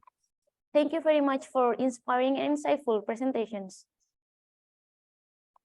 Is there any question from Mrs. Dia and Mr. Vishnu? Thank you. Bu Putri want to start or? Maybe if Pak Wisnu wants to start, you can. Sure. Yeah. Thank you, Bu Putri. Thank you, Pak Kalingga, for the presentations, for the papers. Really interesting for me. There's, I think, like only one comment for you. In your model, you assume there is no trade for inter regions, right? Because you assume like East Java is gonna have a surplus, so it's actually food security actually much better, and then hunger should be like lower. But then in reality, like what happened in Indonesia, when there's a surplus in one area, they will like transfer or like trade to other regions. So that's like one thing you want to consider. Maybe you want to like build like more sophisticated model, or like you can with it with the assumption with the limitation that assuming there is no region, like a small island scenario, right? Like everybody just like their own. Like if you produce, you survive, you eat. You don't produce, whatever you have, you can eat, right? And then the second assumption is that like I think strong in your model is like there is no import, because although we can like debate, we can discuss like import could be having a problem with the security as well. Then you still like in Indonesia case, because our production is not that much, it's like in wheat, because Indonesia somehow like eat a lot of wheat noodles, and then beside rice we usually import, right? So in your model there's no import, so it makes like a, it's okay in a way for modeling, but then for reality, like for the real world situation, maybe like a little bit complicated on explaining like why there's no trade between regions, why there's no import. I think that's my only comments. Thank you so much for the presentation.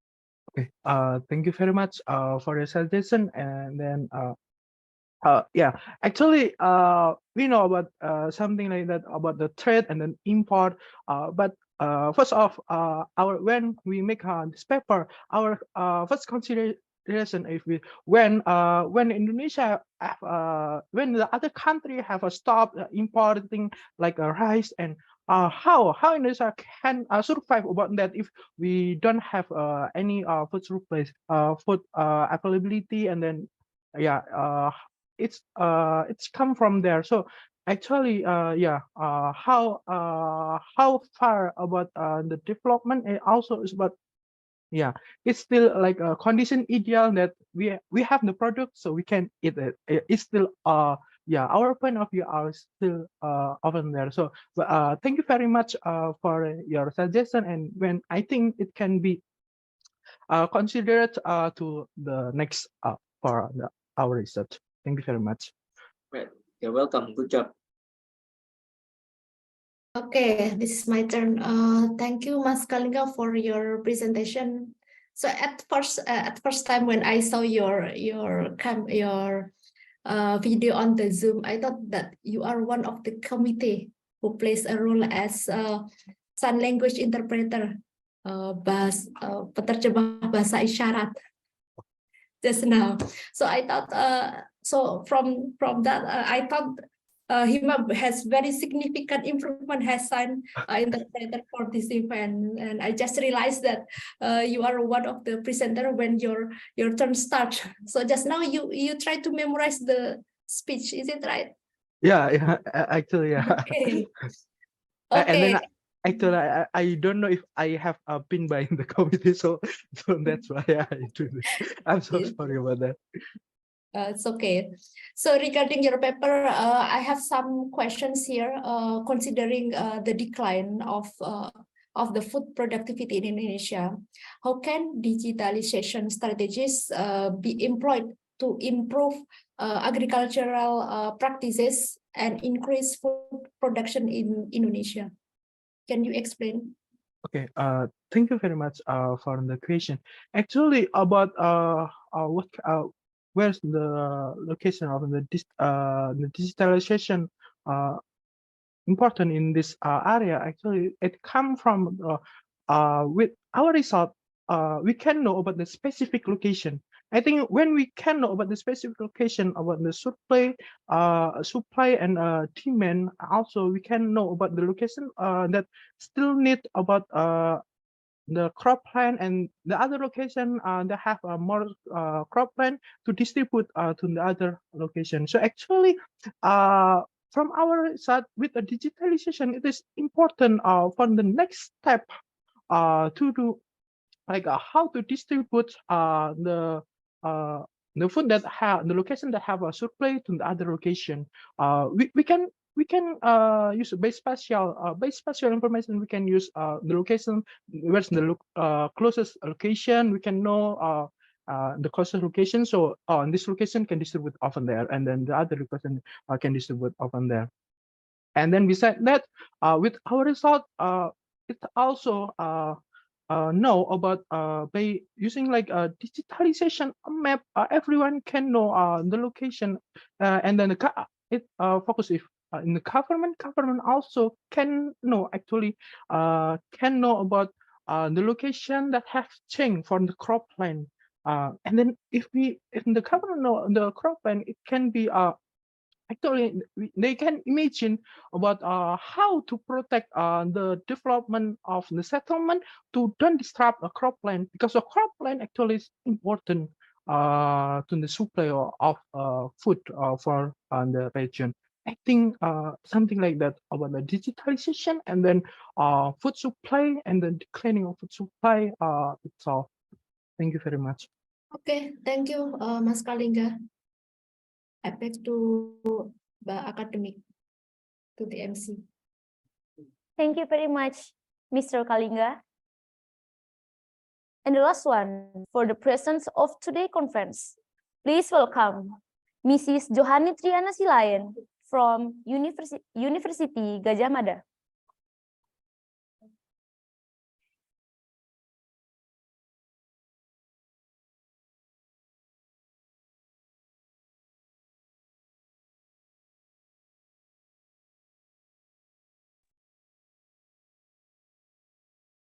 Good morning, ladies and gentlemen, and business wishes to all of us.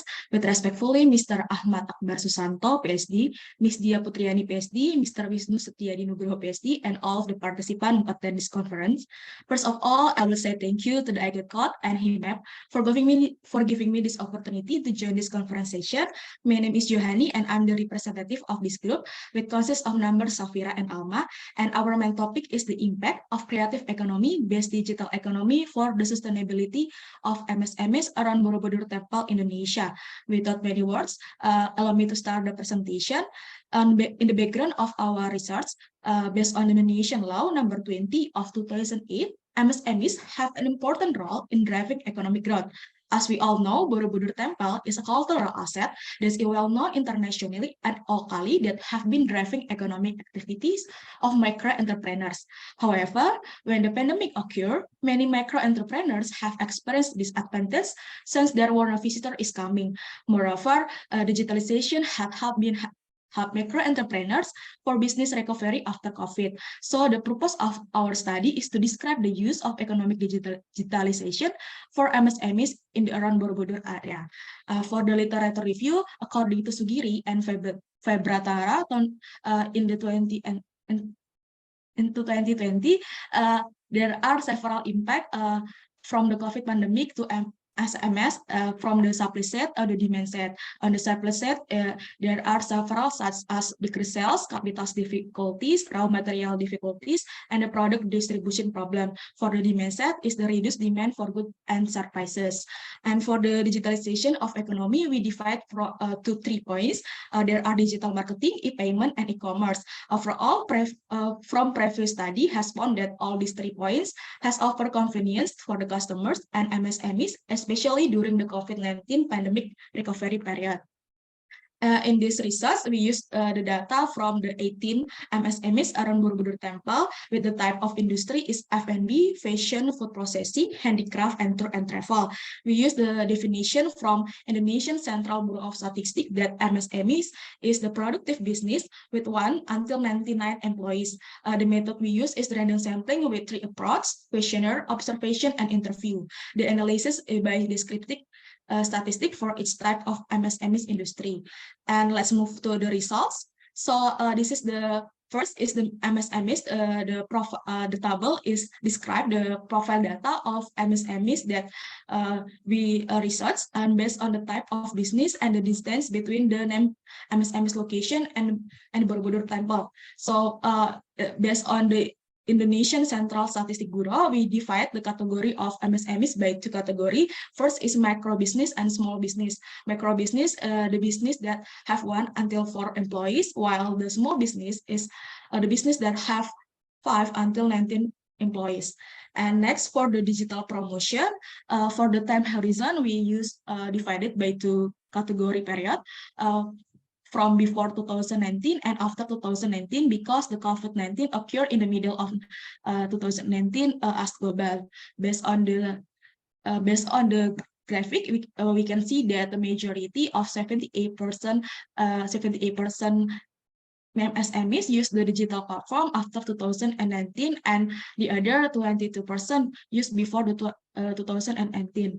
And this below, this diagram, this table below describe the number of MSMEs have influence in the percentage of the effect of income in the effect to encourage tourists to visit. So we divide by 5 categories from below 25% until more than 75%.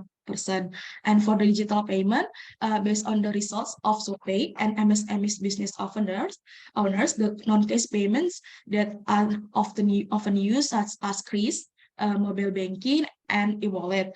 And this diagram describe the proportion of the digital payment that have been used from MSMEs. So the proportion of CRIS and mobile banking dominated by 59%. And we have been found that the micro small business owners agree that 75% of business transactions are carried out with digital payments. Next, for the result of the effect digital platform on tourist visit, has positive impact on the handicraft, food processing, and through travel industry. For the handcraft and food processing, digital platform are very helpful since the product are made at the business location. Then many tourists are interested to watching and documenting them on their social media. But however, tourists have a habit to buying souvenir, makes the handcraft and food processing is more leading destination for the visitor. And for the tour and travel, their type of product is accommodation and tour activity. So the digital platform have the tourists to plan their trips by through application. And another reason why this give positive impact, because nowadays people express themselves through photos and video on their social media. This gives multiplier effect for the recognition of tourist destination and the tourism. So we found that interesting case on Sunny Pottery. So in the past, they depend their income from the tourists from Borobudur tourism, but after they join the digital platform, they can make their own gain, their own market, and not depending again from the tourism from from Borobudur Temple. And in contrast, for the industry, food, F&B, and fashion, they are not affected from the digital platform, since their type product is daily necessity and not unique product. And this because this industry relies heavily on direct and offline sales rather than digital sales. Next, when the pandemic happened, most MSMEs around Borobudur Temple suffer and experience a decrease in revenue of almost more than 75%, even not essential at all. So the question is how the MSMEs can survive. So after doing observation, we found that MSME strategies to survive is by two choices. First, they expand their business strategy by through digital platform, or they switching type of industry. But this switching is only temporarily. For instance, that happened in Rumah Batik Borobudur. So when the pandemic happened, they changed from fashion industry to food processing. But when recovery COVID, after the recovery after COVID, they back again to the fashion industry. And for the effect digital platform on the business sustainability are the increasing of sales and the rise of income in the period of recovery after COVID. This mostly happened through all the type business except for the fashion, and the benefit of digital platform for business sustainability such as with the marketing network wider, facilities access into information, and make it easier for tourists to find business location, make marketing to be more effective, and the last, simplify transaction to be more efficient. So in our research, based on digital marketing, the majority of MSMEs agree that digital platform help business promotion become more effective. But in contrast, happen in Rengginan, Bugatin, and Kripik Ketuk, Sarifa, they rarely do digital promotion since they are constrained by time and limited number of workers. While in the digital payment, the majority of SMEs agree that digital payments help business transaction become more efficient. But in contrast, our pottery experienced an obstacle of delay in withdrawing money. So for the online sale, it has different type of characteristic based on the type of MSMEs. For the handcraft, tour and travel, and food processing, they are dominated by offline sales since their product is focused to give the experience for the customer by making their own craft and see how the process of the food. While for the food and beverage and F&B is mostly F&B and tour and travel mostly dominated by online sales, since it's easier to customer to achieve information through the platform digital. And next, for the MSME sustainability, we found that the development that have been experienced by almost all samples of MSMEs, such as the increasing of revenue, the addition of employee, the addition of production equipment, the business expansion, and the expansion of market share. And we also asked to the MSMEs that if they have a government support, and we found that several MSMEs have received training and mentoring program.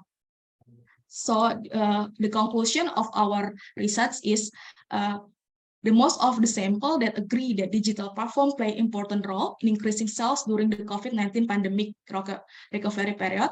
And second, every MSMEs have different effect from digital platform based on their type of business. The digitalization economy helps the MSMEs to be independent without depend on the number of Borobudur tourists.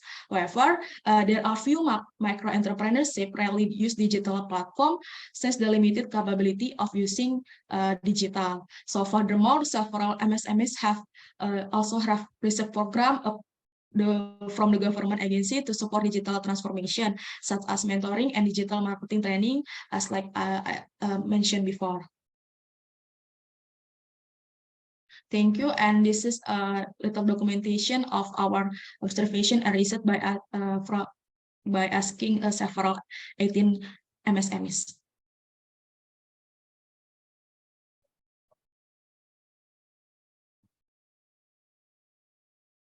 Thank you very much for inspiring and insightful presentations, Mrs. Johani. Is there any question for Mrs. Johani, Mr. Wisnu, and Mrs. Dia? Yeah, thank you, academic. I think I can start, Bu Putri, ya. Before Pak Erdi, I want to ask questions too. Raise your hand. Okay, so I think this is like really interesting because it's like a field study, and then like you get like a really important findings on that, and how you present and also writing. It's also pretty good in my opinion. But then my question is there any way that you can bring from this study to create like generalizations, or maybe like, okay, this one is actually applicable in different places beside only Borobudur area, for something like that? That's my questions.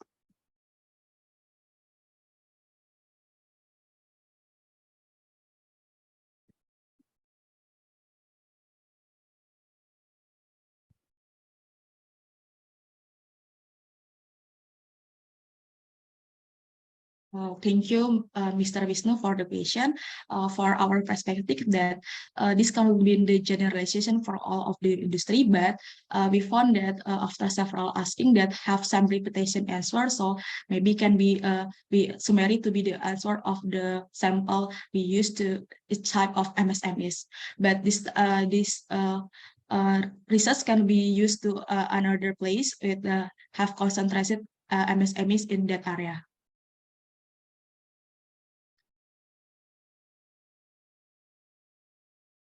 Thank you for the answer. Bu Putri.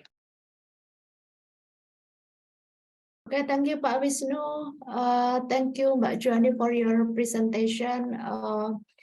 Here, I would like to ask, the first question is, how does economic digitalization contribute to the creative economic innovation of MSME around Borobudur Temple, especially after COVID-19 pandemic? Thank you, Ms. Dia, for the question. So I will answer from our based on experience asking by the MSMEs. So we found that mostly the MSMEs that they're not taking serious about the digital platform before, even though they use the digital platform before 2019, but after the COVID and they got no earning or income from the tourism because we have lockdown and the Borobudur Temple is couldn't have more tourists, so they try to doing innovation by promotion to digital platform and make a digital payment. So for example, is things like scenic pottery or travel and scenic pottery. We found that they are tend to depend on the digital. They are tend to depend on the tourist visitor, tourist Borobudur. But when the COVID come, they start to promote about their product in digital platform, and it helped them to gain more income at the moment of COVID-19. Also, it helped them to gain more market after the COVID-19 in this year. I think that's all. Okay, thank you, Mbak Joani. Since Pak Eri just now raised hand, maybe we can give to Pak Eri. Monggo, Pak Eri. Well, thank you for the opportunity. Anyway, I'm facing problem with my connection right now, and I'm afraid if I turn my video on, it will absorb more bandwidth and disturb the communication. So I'm really sorry for the comedy if I can turn my video on right now. Is that okay? Yes. Yes. Okay, Pak Erdi. Yeah, well, good afternoon, everyone. My name is Erdi. I'm a graduate student of Economic Development Study Program UGM. Well, based on the presentation, it was explained that the digital platform helps MSMEs not to depend on the number of visitors from Borobudur tourists. Well, in the long-term prospects, as the digitalization of the economy continues to grow and getting like more well-established, I'm kind of wondering, what do you guys see in the future? Is it possible if MSME's income will no longer come from Borobudur tourists only? I mean, we saw kind of like a very broad potential in the community, and we all know that nowadays we found a lot of like, like restriction to visit Borobudur site itself. And you guys show us a very good prospect of other alternatives for tourism attractions such as cultural, art, food and beverage, and so on. So I think we need to hear how you guys elaborate those potentials in the future, or if maybe you guys have prepared such research about these matters, please kindly share it to us because it's very interesting. Thank you, everyone. Okay, thank you, Mr. Erdi, for the great question. Actually, it's really great question.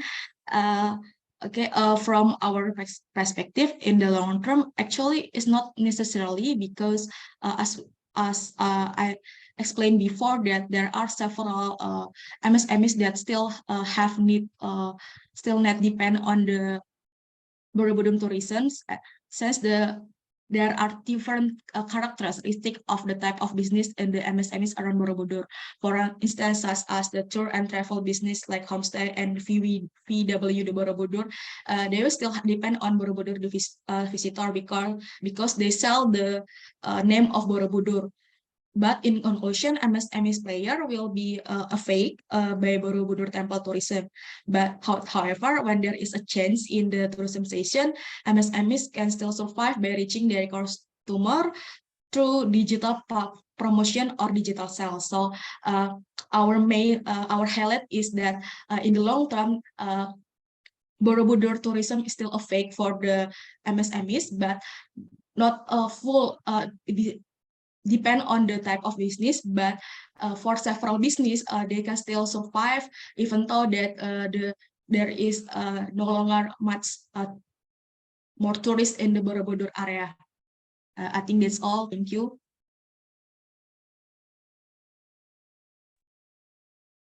Thank you, Johnny. Thank you very much, Mas Erdi and Mrs. Johani. And also, thank you very much for all presenters for today's conference. Ladies and gentlemen, the next agenda is break.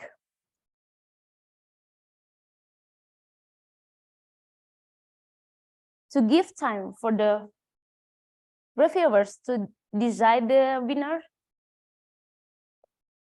we will commence our next agenda in 10 minutes from now.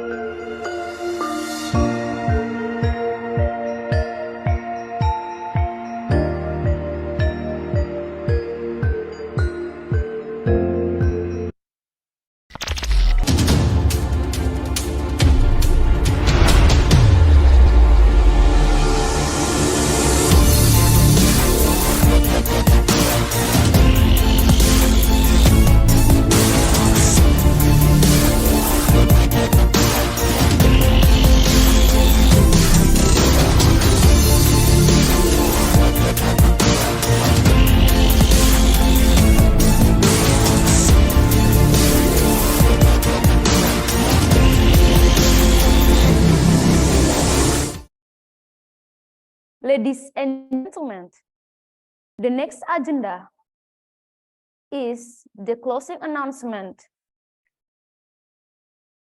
To kick off this conference event, we would like to announce the best presenters. And the winner is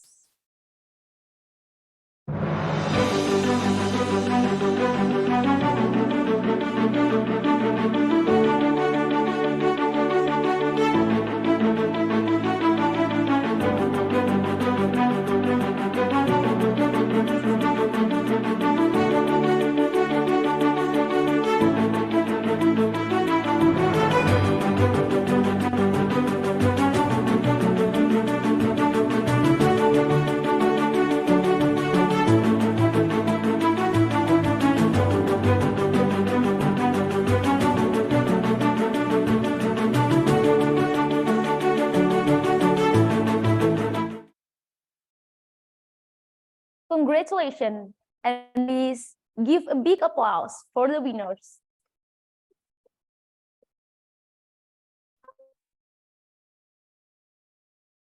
Ladies and gentlemen, that wraps up our conference.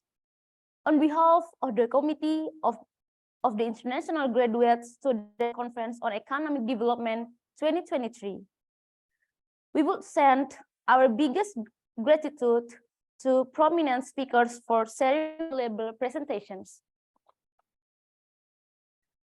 We would also thank all of you, presenters, guests, colleagues, and participants for making time in your busy schedule to join this conference. It's been my pleasure to host this event and see you in the upcoming conference in the next year. Thank you very much, and wassalamualaikum warahmatullahi wabarakatuh. Waalaikumsalam. Thank you for having me, Himep. See you. Congratulations. Congratulations, everyone. Thank you.